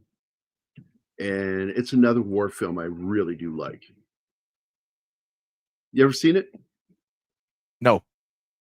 Here, I'm going to send you the link to the IMDb page so you can check this out. It's a very good film. And don't forget, people, for a lot of the information that I give all my credits to who deserves it in the video description, which includes the links to the videos, including the full making of video that is available on YouTube. It's available in, I think, two channels have the full video, and then one channel has it split into two, which I don't like that. No, I don't like that either. Oh, Anima made fun of that tank. I mean, it's a They car couldn't dressed afford a up as real tank, so tank. they threw some armor on a shitty car. Yeah, shitty cars playing pretend, trying to be a Pretend. tank. That was goofy. He's in Zulu, another great film, and I'm still Michael talking Caine. about what? Zulu, Michael Caine. Oh, is Michael in it. Caine. Yeah, Yeah. Michael Caine. I'm still talking about Jack Hawkins. What a great fucking actor he was. Good grief, man. He was in. Well, I didn't like that movie so much. I'm not going to. Oh, he was in the 1971 version of Kidnapped. Great fucking movie. He was in the movie Waterloo, which, by the way, just to let you know, before that film got made by Sergei Bondarchuk,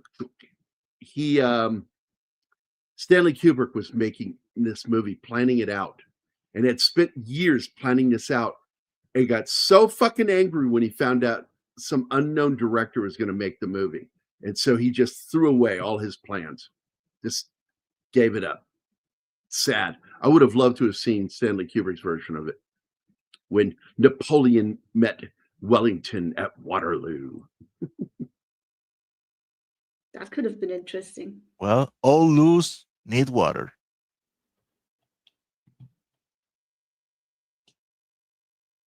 Another great film that he was in, Jack Hawkins, Guns of Batasi, really good film.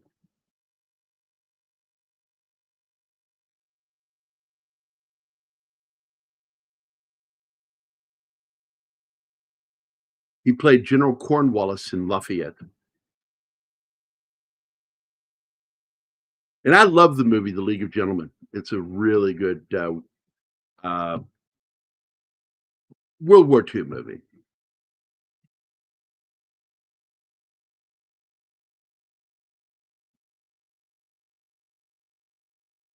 Great cast. He was in, like I said, Ben-Hur. I'm looking for some great ones. Of course, Bridge on the River Kwai, which I don't like. Land of the Pharaohs. He played Pharaoh Khufu.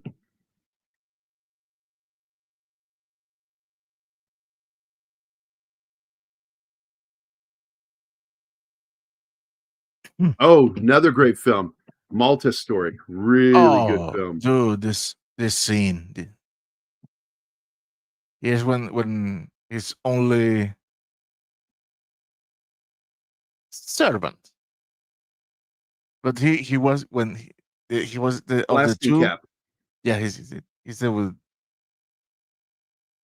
the surviving one. He has taken so much. He was so close to that kid, and having to kill him to save him from what the Turks would have done to him. And this led to a lot of the relationship between those two in real life. When he wrote in the 7 Pillars of Wisdom, he wrote, theirs was a perfect love. And people have tried to make that they were gay. And it's like, that's not what he was saying at all. It's like, what a weird thing to twist it into. And like I said, he had his detractors that were out to hurt him.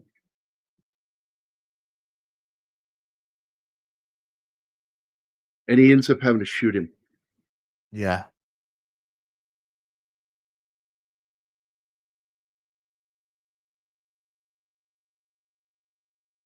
That was another turning point for him.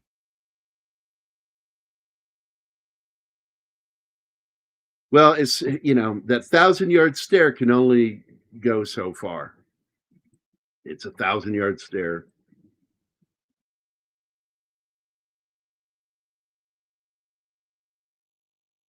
I can't believe he did that. He really shaved his head for this part. And if you look, you can actually see the dark hair under the yes, you under can the see it. scalp. And it's like, I wish they put a little more makeup on that to cover that up. Or maybe a headpiece would have been better. Oh gosh. I think makeup just has limitations when it's that hot. There's only so much you can do. I like that movie. It's over the top, Bill, but it is a fun movie. We watched it. It was fun. Yeah. I liked it.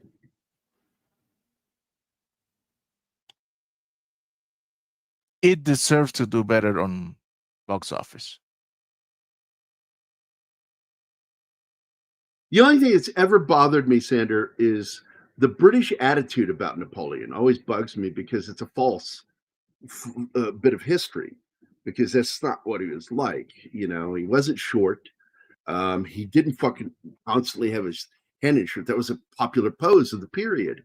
Early 19th century, man. But I think that Kubrick probably would have made a better film, because I don't think Waterloo is that great a film. It's amazing what they pulled off, but yeah, I don't think it's that great. By the way, Jose Ferrer in this role is so fucking good. The Padishah Emperor in Dune. Yeah, I had to tell, like, what do I know him from? And I'm like, well, he was in, and I went through a bunch of movies, and I went, but more than anything, he was the Emperor in Dune, 1984. And then Anima said, I never watched that. What? And then I'm like, No. I thought she had with me. No, you showed me a couple scenes. That's all I know of Dune. And I probably have forgotten most of that anyway. So basically, when he grew up, he became the Emperor of Dune. He's the same character, same mustache. And I love his son, Miguel Ferrer. God rest his soul. Yeah. What Bob an actor. Morton. Yeah, Bob Morton. RoboCop.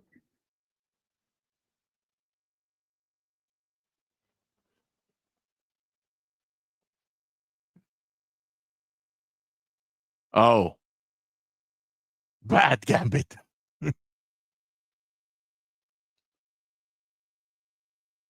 Yeah, Sanders just as bad, the cough thing, because that represents his, it's supposed to represent the male orgasm, his coughing. Say what? Okay. One of the subtle things they threw in. But this is where the foreshadowing leads with the match scene from the beginning of the film. The trick is to not mind the pain. And this is where he shows his ability to take pain. While this guy's smiling, I love this. This guy walks over and hits the top of that table, splintering the end of the stick, so he can really lash him. Well, he was known to pay people to beat him. Now what? Really? Well, there is that, but it's also because he was using it for spiritual, not atonement, spiritual toning for what he had to do. So he would be more tolerant of the discomforts that he had to experience. Yeah, that line came out so creepy. Oh, he's touching him sexually, and then he strikes him. O'Toole's character, Lawrence, strikes him. I haven't watched episode 2 yet. I was a little disappointed with episode 1. The whole orgy scene was just like, what? People have to see Superman before seeing this.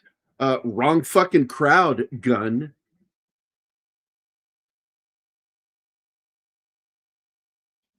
Yeah, What would he know about his fans? Or not his fans, but fans of these movies. He's broken now. He's completely fucking broken. He was troubled, and now he's broken. And the only thing that even remotely brings him back is killing. by the way, at this point, and I assume only before he wrote the Seven Pillars, the only one who knew was Sheriff. Ali, yeah. Yeah, Very funny. and he tried to protect him about that. He found him once they tossed him out in the street. Yes, he, was there. he never told Bring him back. anyone. He never told anyone, and he knows, but he does. He never made a direct allusion to it to Lawrence. No, he didn't need to. He knew the Turks. He knew what they were doing, and clearly seeing his friend like that happened to him. No need to talk about it. But Lawrence knew. He knew, and he had his back. The Turkish too. Jesus Christ! It was to be an easy one. Bad, Martin. Bad, It was an Martin. easy one. We need to fight. By the him. way, I just saw a comment. What did I just see about Turkish prisons? There it is. It's funny you said that, because the first thing that pops up in my mind when I read that was the story of Billy Hayes and the story that became the movie Midnight Express. And he got angry about what Alan Parker and Oliver Stone did. Oliver Stone wrote the screenplay, and Alan Parker directed it, throwing in the gay relationship with the John Hurt character. He says, and Billy Hayes says, that never happened. I was never assaulted that way. I was assaulted in other ways, but no, not that way. And that never happened. I had no prison relationship with somebody. It's just not true. And he got mad, and he would not support the film after he found out they put that in.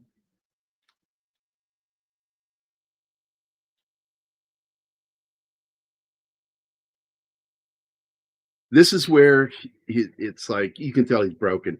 I'm just a humble, normal man. He's trying to tell him in his own words, I'm broken. And this guy ain't going to hear it. He needs Lawrence of Arabia. This is also where he's telling that somebody stole his uniform, because the first one, that was tailored to him. This one was made to look like it's not the perfect fit. And when his officer criticizes him, he says, yeah, he had to make do with what he could get because his was stolen. God, So damn it, Sander. I've just read it. It's God. messed.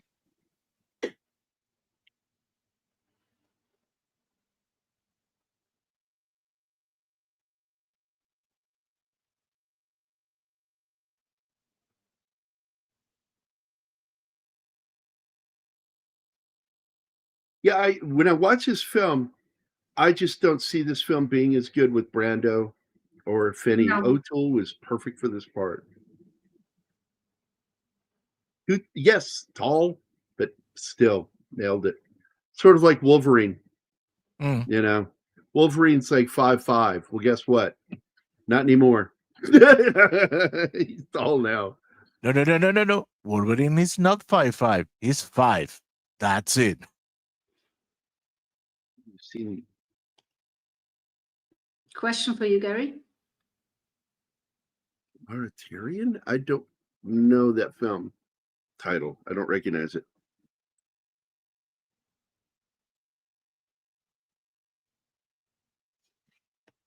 I've seen The Sheltering Sky. Again, another homage to this movie with its visuals. I think that's John Malkovich and what's her name? She played Jane in Greystoke. Ah, Wasn't that the film? Andy Or am I- McDowell. Andy McDowell. Hold on, let me go look it up.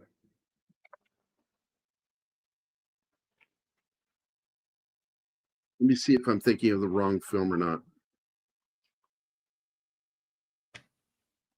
1990.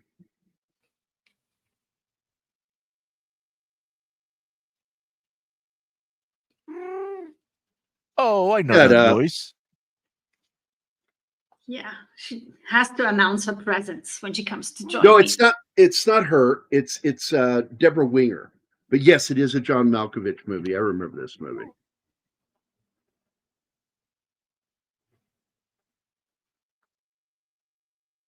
It's directed by Bernardo Bertolucci, starring John Malkovich and Deborah Winger. It's based on a 1949 novel of the same name by Paul Bowles, who also appears in a cameo in the movie. It also has another actor in it that's the son of a great actor, Campbell Scott, who is the son of George C. Scott. The son of George C. Scott and Trish Van Devere.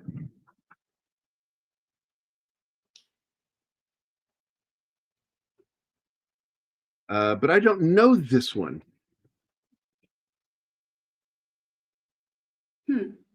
Imagine that, Gary, not knowing a movie. It happens occasionally. I know. But not very often. Oh, I do know this movie. I didn't watch it because the entire film is about Guantanamo Bay and was made by a bunch of lefties. And so I'm like, I don't give two shits what a lefty thinks about fucking Guantanamo. I'm not going to watch it because I'm sure it's going to be fucking American Bad.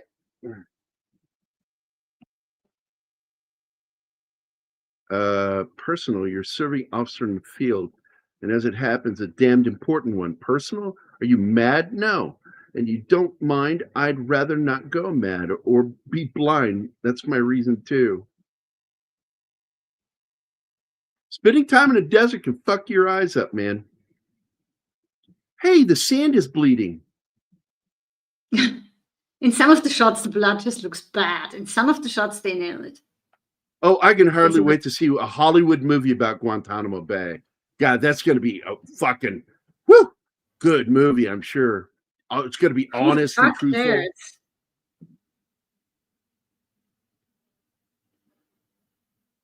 Yeah, you got me, Bill. It's a movie I'll never watch, and it's got like good actors I like in it. Like I like Cumberbatch. I like Jodie Foster. You mean Benedict Penguin? Yeah, Pingling. Penguin, that was so funny. You've not heard anything funny until you hear him trying to say penguin. He can't pronounce it. And you notice that when he was on Graham Norton, he refused to say the word. I won't say that word. Yeah, I like that. Damascus, Lawrence. Damascus.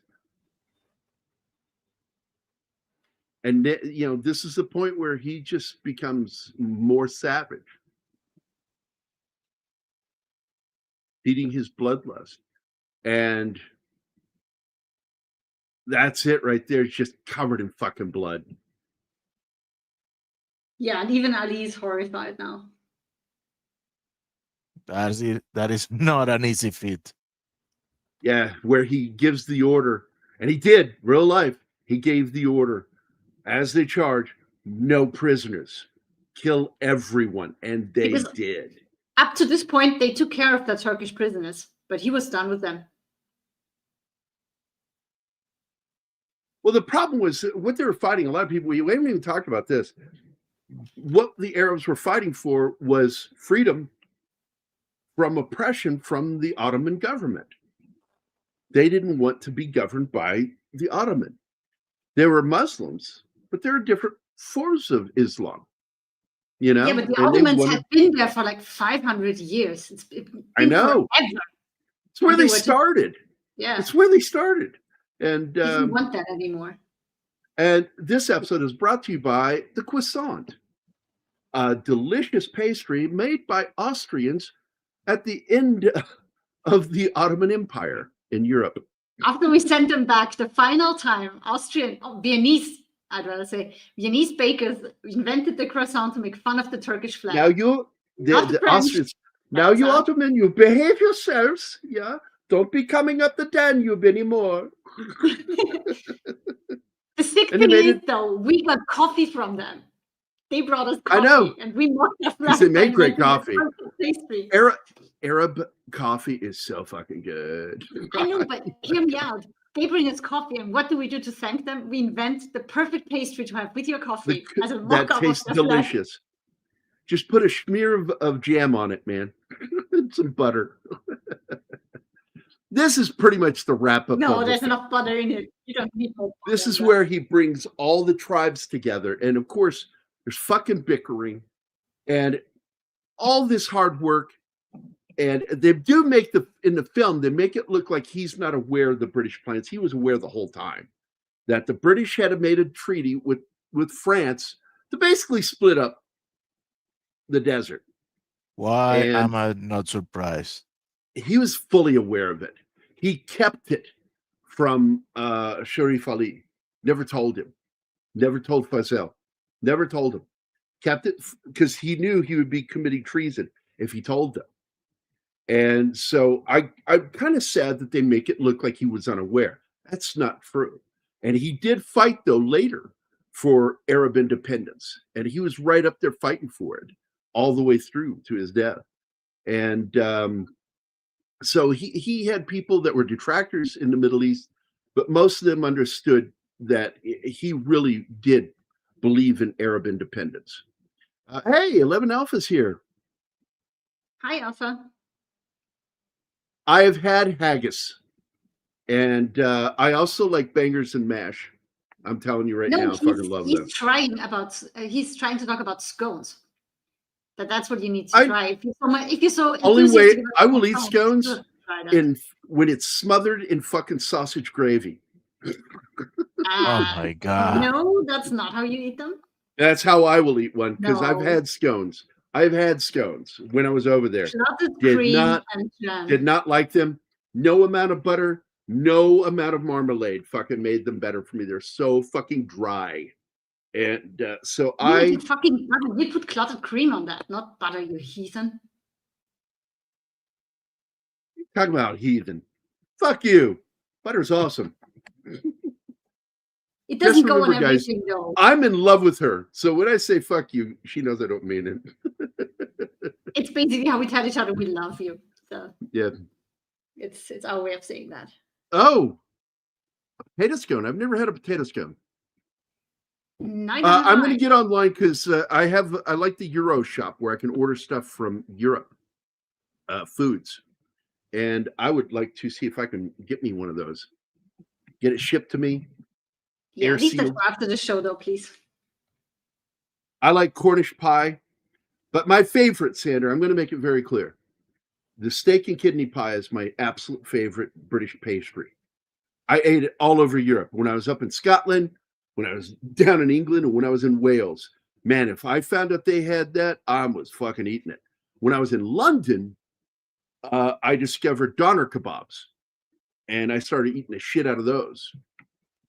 And there was this one I really liked, and I don't think it's there anymore. I think it's all been cleared out for new shops. But there used to be a hole-in-the-wall restaurant that when you walked in, right across from Big Ben, right there at the underground station there. And there was this hole-in-the-wall restaurant where you would go in and they would serve you pastries and stuff like that. And instead of having tables, they had against the walls this little table attached to the wall, and you could sit on stools and eat there. But mostly the lines. Beef Wellington's really good. I like beef Wellington. Mostly. Oh my God, Sander, doner kebabs are amazing. Now that's the Turkish version. If you go to other places that are like Greek restaurants, they're of course referred to as gyros, and they're Stop right exact there, same thing. Gary. What is known in Europe as doner kebab is a German invention. It's a Germanized Turkish dish. It's Well, not in how you England- get it in Turkey. In England, it is a Turkish version of the gyro. Gyros. And they Yeah. have the meats, and they slice the meat fresh off this pole rotating. And yeah, the turning meat. There you go. Thank you, Alpha. The turning meat. And then the kebab part was that it's collected and served. And they still use the same ingredients for the sauce. The what's it called? Tzatziki sauce, which is like one of the most. And all it is Greek yogurt with garlic, onion, and something else. Cucumber. Tzatziki. Yeah, tzatziki. I love that stuff. You forgot garlic. Lots I of would garlic. always order. No, I said garlic. I would order it with extra because I fucking just want my fucking sandwich smothered. It's so God. Yeah, gyros is Greek for donor. Okay, donor. Okay. That's neat. DUNE is how they pronounce it. Yeah. DUNE. Okay. This is the heartbreaking moment because he stood up as those Arabs were going by on their camels, and he got no reaction from them because he's in uniform now. He's no longer dressed as Lawrence of Arabia. Then you see a motorbike going by. Speed by past them, and it's giving you back shadowing, technically. Actually, because he they died should at show the beginning scene at the end too.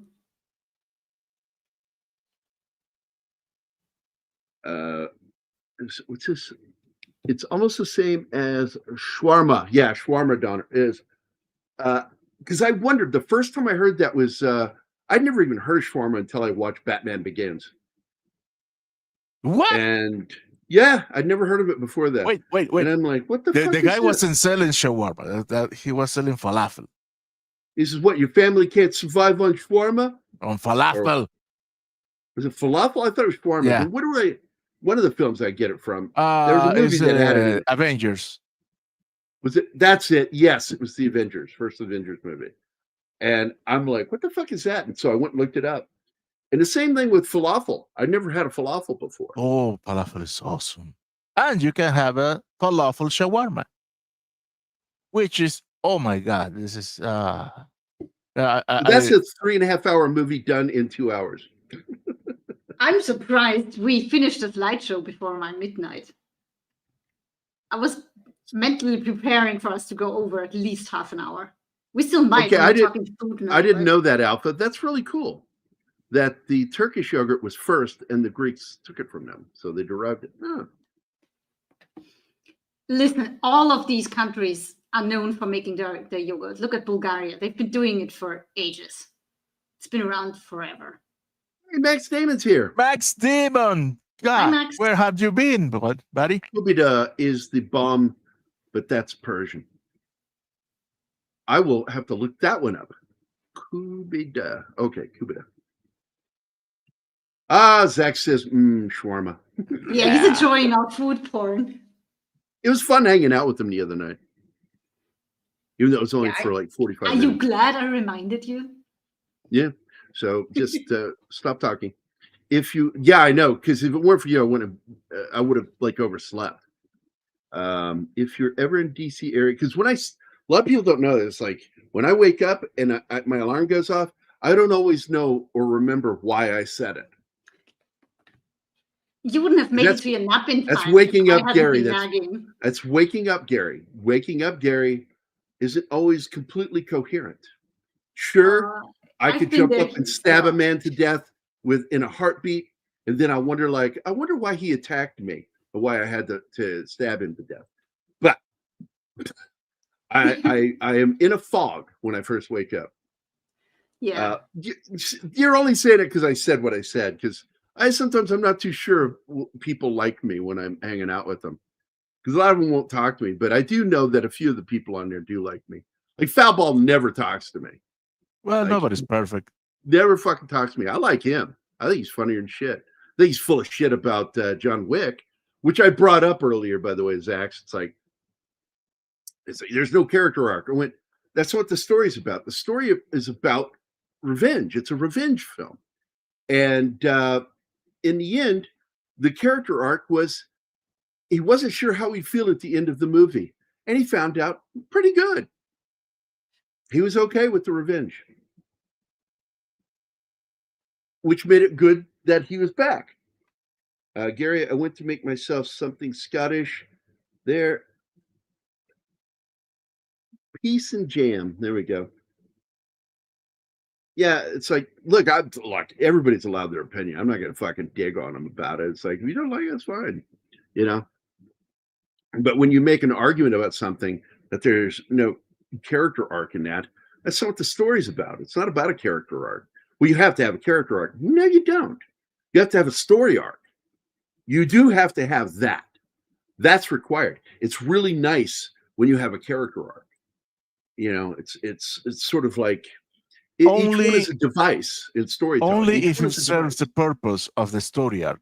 If not, it's redundant. Yeah, it's not essential. And so, you know, he was trying to make an argument, and I just like let everybody was pounding on him. And I'm like, I'm not going to say anything. I'm not going to make my argument. I like Christopher Nolan, but I do think that he meanders sometimes. And I wonder, like, if he's so caught up on an idea, because this is clearly he has OCD. And people with OCD do that. When you read his screenplay for Tenet and then read the research that he did, the endless fucking thousands of pages of notes that he took for that movie, that's somebody with OCD. Hey, there's nothing wrong with taking notes. He's neither overrated nor underrated. He just is. I don't think he's overrated. I mean, people still tell him no. So clearly he's not overrated. Otherwise, everybody would throw money at him, and they don't. He has become, I don't want to start a fight, but he has become my favorite director. Not mine, but I would say that I like him. I like his stuff, but he's clearly OCD, and I can see that in the kinds of films he makes and how he makes them. Yeah, I'm not gonna fault a fellow OCDian. I'm sorry. And Joseph Kosinski for me is becoming the number 2 director. I liked Batman Begins, and I liked Dark Knight, but I did not like the third one very much. I mean, I didn't hate it, but I had so many problems with it. And there were problems with even the second film. The first film, it's really good. I liked it. But here's the thing with the third Batman, he didn't want to do that. Well, that's the one I'm talking about, Gambit. Hold on, Martin. Tenet is the one I'm talking about. If you go look at his fucking 1,000 pages of notes that he took dealing with the science involved with it, you can tell he's fucking OCD. And the movie is way too long, and he gets too horny with his ideas, to where he just, instead of really thinking it through, is this going to be a good story? He gets stuck fucking the hell out of that fucking idea. You know, I'm fucking that idea, fucking the hell out of it, you know, and that's all he wants. And when you get it, critics have a problem with it. Audiences have a problem with it. I understood the movie Tenet because I have OCD, and I understand time travel, and I understand all the fucking physics of his fucking story. And I understood more than most people when they watched it, started to understand later, was who the story of the kid. Why the kid was important is that's fucking him, his partner, the guy meeting him through time. That's the kid all grown up. It's like right in front of you. It's like, oh, you're not OCD. You don't get it. Okay. I love Memento for the same fucking reason. And somebody went out there and fucking made a sequential version of it because they can't understand the way that storytelling works. And eventually, when it got put out on Blu-ray, I think it was, you can actually watch the sequential version. Why? I know. I don't know. Because what made that film so cool was the way it ends at the beginning. You know? That movie is awesome the way it is. Okay. Well, says he loves the smell of his own farts. I have never had troubles with his movies. Oh man, I've heard people say that they didn't understood Inception, and what is not to understand? It's pretty lineal. Yeah. A lot of people didn't understand that the totem at the end wasn't his totem. That was his wife's. So it didn't matter if it kept going or not. Besides, you can see how that shit is going to topple. Oh, yeah, you can see when it wobbles that Yeah. it's going to fall down. And But it doesn't matter. The worst thing is that Nolan felt compelled to publish the picture of the diagram of the movie that say, yes, he's out, motherfuckers. It's in the real Well, you world. don't even need that. You don't need that because there's the other thing that is in the movie, and it tells you if it's there, he's not in the deeper world, going in people's brains, the inception. He's in the real world. What was it? The ring. When he's wearing the ring, it's the real world. When he isn't wearing the ring, he's incepting somebody. And when he walked away, he had the wedding ring on. There's so many fucking things there that I'm like, why are you confounded by that ending? I think it's pretty clear. Dude, I can't find that movie anything but boring. It's historical. It's mostly accurate. I would say majority of it is fairly accurate. And my favorite moment in that film is Gary Oldman as Harry Truman. When he tells him basically, get the fuck out of my office, here's the tissue for your fucking crying. And then tells his attaché that he doesn't come back in my fucking office ever again. Because he did not like Oppenheimer. Did not like him. Oppenheimer was a fucking pussy. And I think they do a fairly good job of depicting that within the film. That he was a soft commie because he wanted to get laid. Would you say having both Nolans working together is better than Chris Nolan? Absolutely. Jonathan Nolan, I like his writing. Although I think that Jonathan's gone off on some tangents on his own. I liked Person of Interest as a series. I enjoyed it all the way until the final season. And then I did not enjoy the last season. I enjoyed season 1 of Westworld, and then they lost track of what they were doing and where they needed to go with this. And instead, they turned it into Blade Runner 2.0. And I'm like, no, thanks. I'm done. That was so fucking boring. I could give a shit about that feminist bitch and her fucking politics in the show. Westworld fell apart. I really liked Anthony Hopkins in season 1. That was really good. To see him in a TV show is like really wow.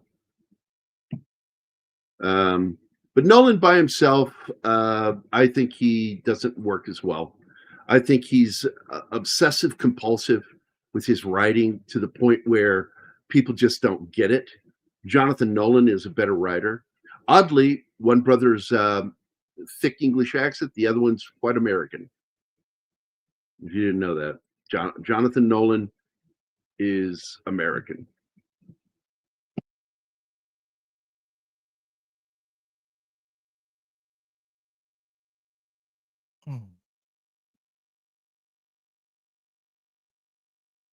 Memento 2000 is great, kind of. It's like experimental cinema where I enjoy it, where I think, oh, they did something interesting here. Do I think that it's something to like go on and on about? Don't own a copy of it. I don't own one Christopher Nolan film except for Batman. I don't know, man. I mean, I'm a big fan of that film too, Yeah, Sandra. I do like that film. As I said before, he has not done anything that I haven't liked. But oh my god, my problem with the names. The movie in which they have to go through the black hole, to me, is better. Interstellar. Interstellar is better than. I love it. I mean, look, the science in there, all of that stuff, that's so neat. Did not enjoy the movie. I just didn't enjoy it. What? I watched it, I got it, and I went, okay, I'm done. I don't ever have to watch that again. Love some of the effects in it. I really did. I love the acting in it. Just fantastic. But anyway. Mhm. I Now- considered it a snoozer of a film. That one's a snoozer to me, Interstellar. And there's nothing What does quite that mean? like watching Neil deGrasse Tyson going on about Interstellar. It's sort of like cupping the balls, working it. It's just like, Jesus Christ, shut the fuck up, Tyson. The science of itself. It's like, shut the fuck up, Tyson. God, I can't take that guy seriously. After Pulp Fiction won Best Screenplay, it became very fashionable for a minute to play around with nonlinear storytelling. Yeah, and it's like I had problems with that movie. But I've gone back and I do have an appreciation for the film. I really do. It's a film we should do sometime on here because there are parts of it that I really like.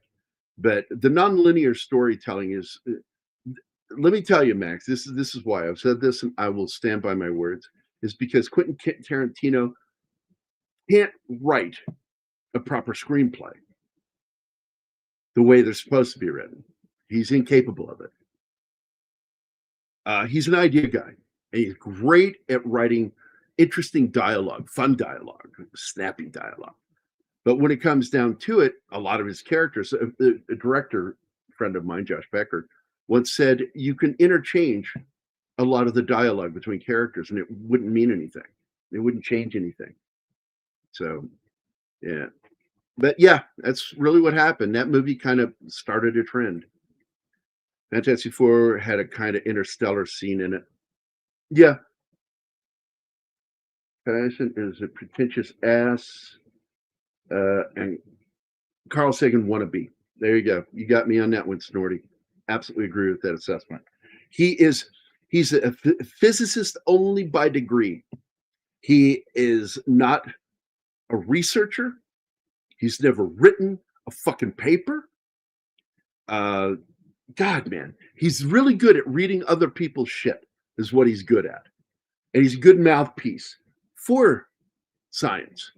But past that, he's become a political figure. And I put up with this crap until he became political. And then I went, okay, you can go fuck yourself. You and take that fucking piece of shit half-assed engineer with you.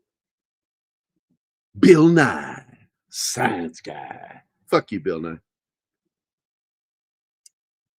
Would have loved to have seen the Tarantino Star Trek movie. No. Not sure. I'm not sure I feel that way. No.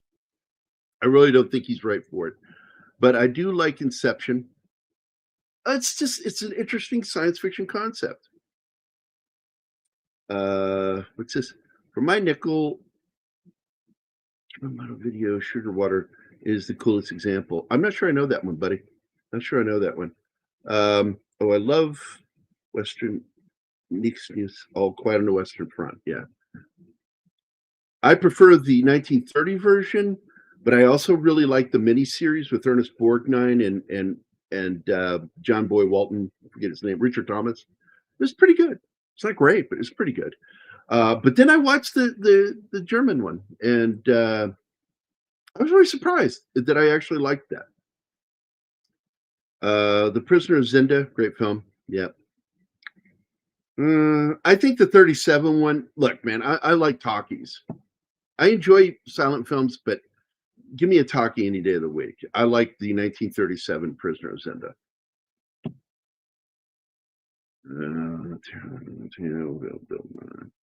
Science fraud, yep.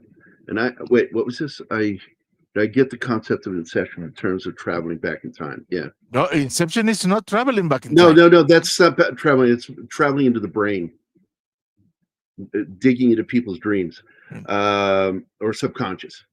But it's not better than 2001. Space Odyssey, Interstellar lacked. Yeah, it's just not. It's not. Interstellar do not lack in mystery, and they didn't travel through a black hole. They traveled They went through a along wormhole. they traveled to a wormhole that was near the because they show what's referred to as the event Gargantua. horizon. Yeah. The event horizon. And you can actually, theories go that you can actually surf the event horizon, which is one of the, it's not a prevailing theory, but it's a current theory that you can do that, which is why they show them do it in that stupid series, Strange New Worlds. The other thing is the most we use almost NASA tech for that shit. The things that happen that we cannot do were not done by us. Were done by the future humanity that can manipulate time and gravity. Mm-hmm. Bill, absolutely, I would only do that film. I don't like the TV. I don't like any other version other than the 1960-64 version, whatever that was. I love that movie. 2020 is a lot like a Call of Duty gameplay. 2001 Space Odyssey is like a bunch of 70s movies that have scenes that just drag. Yes. Yeah. That is true. It was not doing well. That movie was tanking in the theater until hippies found out about it. That They're movie like, hey man, it's a movie, man. You got to drop some acid, smoke some weed, man. Go see this movie, and that's what they did. And all of a sudden, tickets started selling. Have the 76 version on DVD we use in history class. Oh, you're talking about, I think it's the 79 version, isn't it? Of, what do you call it? It's All Quiet on the Eastern Front or Western Front. Let's see. Trying to get through these so we can get out of here with Howard Keel. Right, by X-rays, that's right. Oh, Penny's still here. Hi, Penny. The Sands of Eva June, the Flying Leathernecks. We did the first one with John Wayne. We already did it. And it's one of our most watched videos. Talking about that movie. It shocked the hell out of me. I'm like, how is that popular? I do this like a John Wayne Western. It gets maybe a couple hundred watches, but I do fucking one of his Leathernecks movies and fucking tons of views. I'm like, I don't know what the chemistry is on that one. Stalingrad, yeah. If you do, you know what movie I will never watch and do on this channel? Warren Beatty's Reds.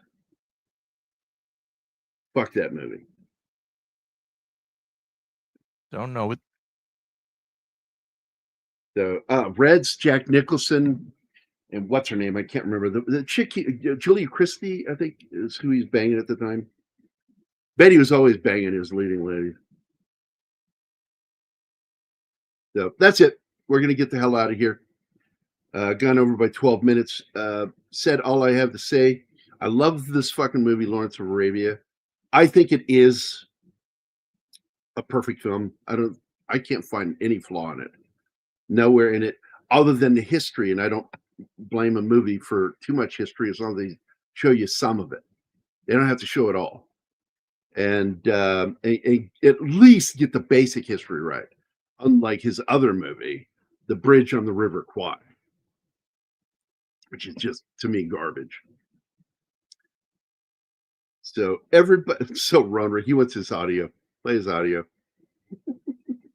Do I have to? Yeah, it's right here, right here. He wants his fucking audio. I'm so lonely, so lonely, so lonely inside real alone. Don't forget, this episode was brought to you by Keith's Evil Stare. Don't forget, he is judging you, Judgmental Keith. Don't you dare saying it that. Kid, nothing about Kid is evil. I know some stuff about him you don't know, so I just laugh at that. Some of the shit he's done at parties is funny as hell, but I'm like, that's fucking evil, dude. Him and his brother, Kevin. Man, funny stories. All right, we're going to get out of here, guys. I want to thank Gambit, Tom Baker, Snorty, Penny, Bill Barkley, Slasher Fred, Sandra Hammerslag, Shinatsky dropped in and said a few things. Andy Morrow, my good limey friend, Helen Place, and 11 Alpha and Max Damon dropped in at the end there. It's good to see you guys. Hope everybody had a fun time. It's always fun hanging out with you guys. So we will get back to you later. We're going to be doing I'm not sure what we're going to talk about tomorrow morning, but I'm going to be talking about something. And so we'll do our little hour show. This is just for members only, because I need to start doing stuff for our members, and I deeply appreciate their memberships. So hi, Helen Place. And he did the hello. Hello. And you appreciate him by blathering for an hour? Okay. What? I love when he gives me that look. This one's for you, hon. Yeah, just for you. You pay, and what you get is Gary rambling for 1 hour. Okay. Enjoy. Weakness. And all I've got to say about that is my favorite scene from any movie. Oh, wait, is it in this one or is it in the other show? Let me go look in the movie matinee.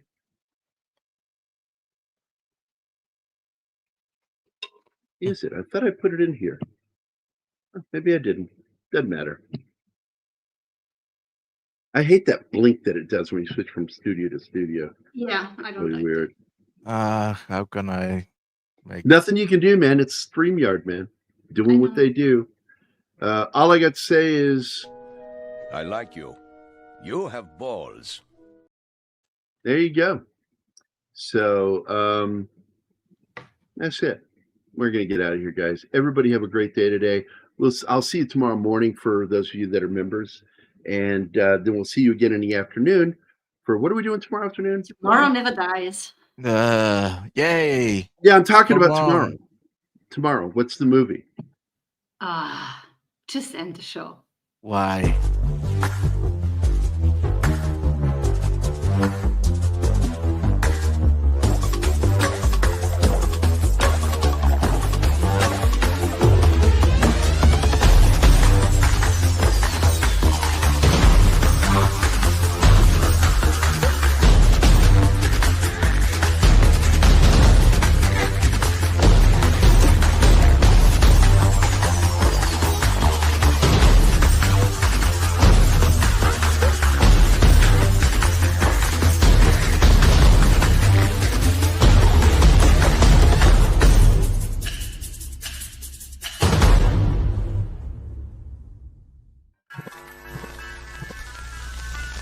Y'all come back.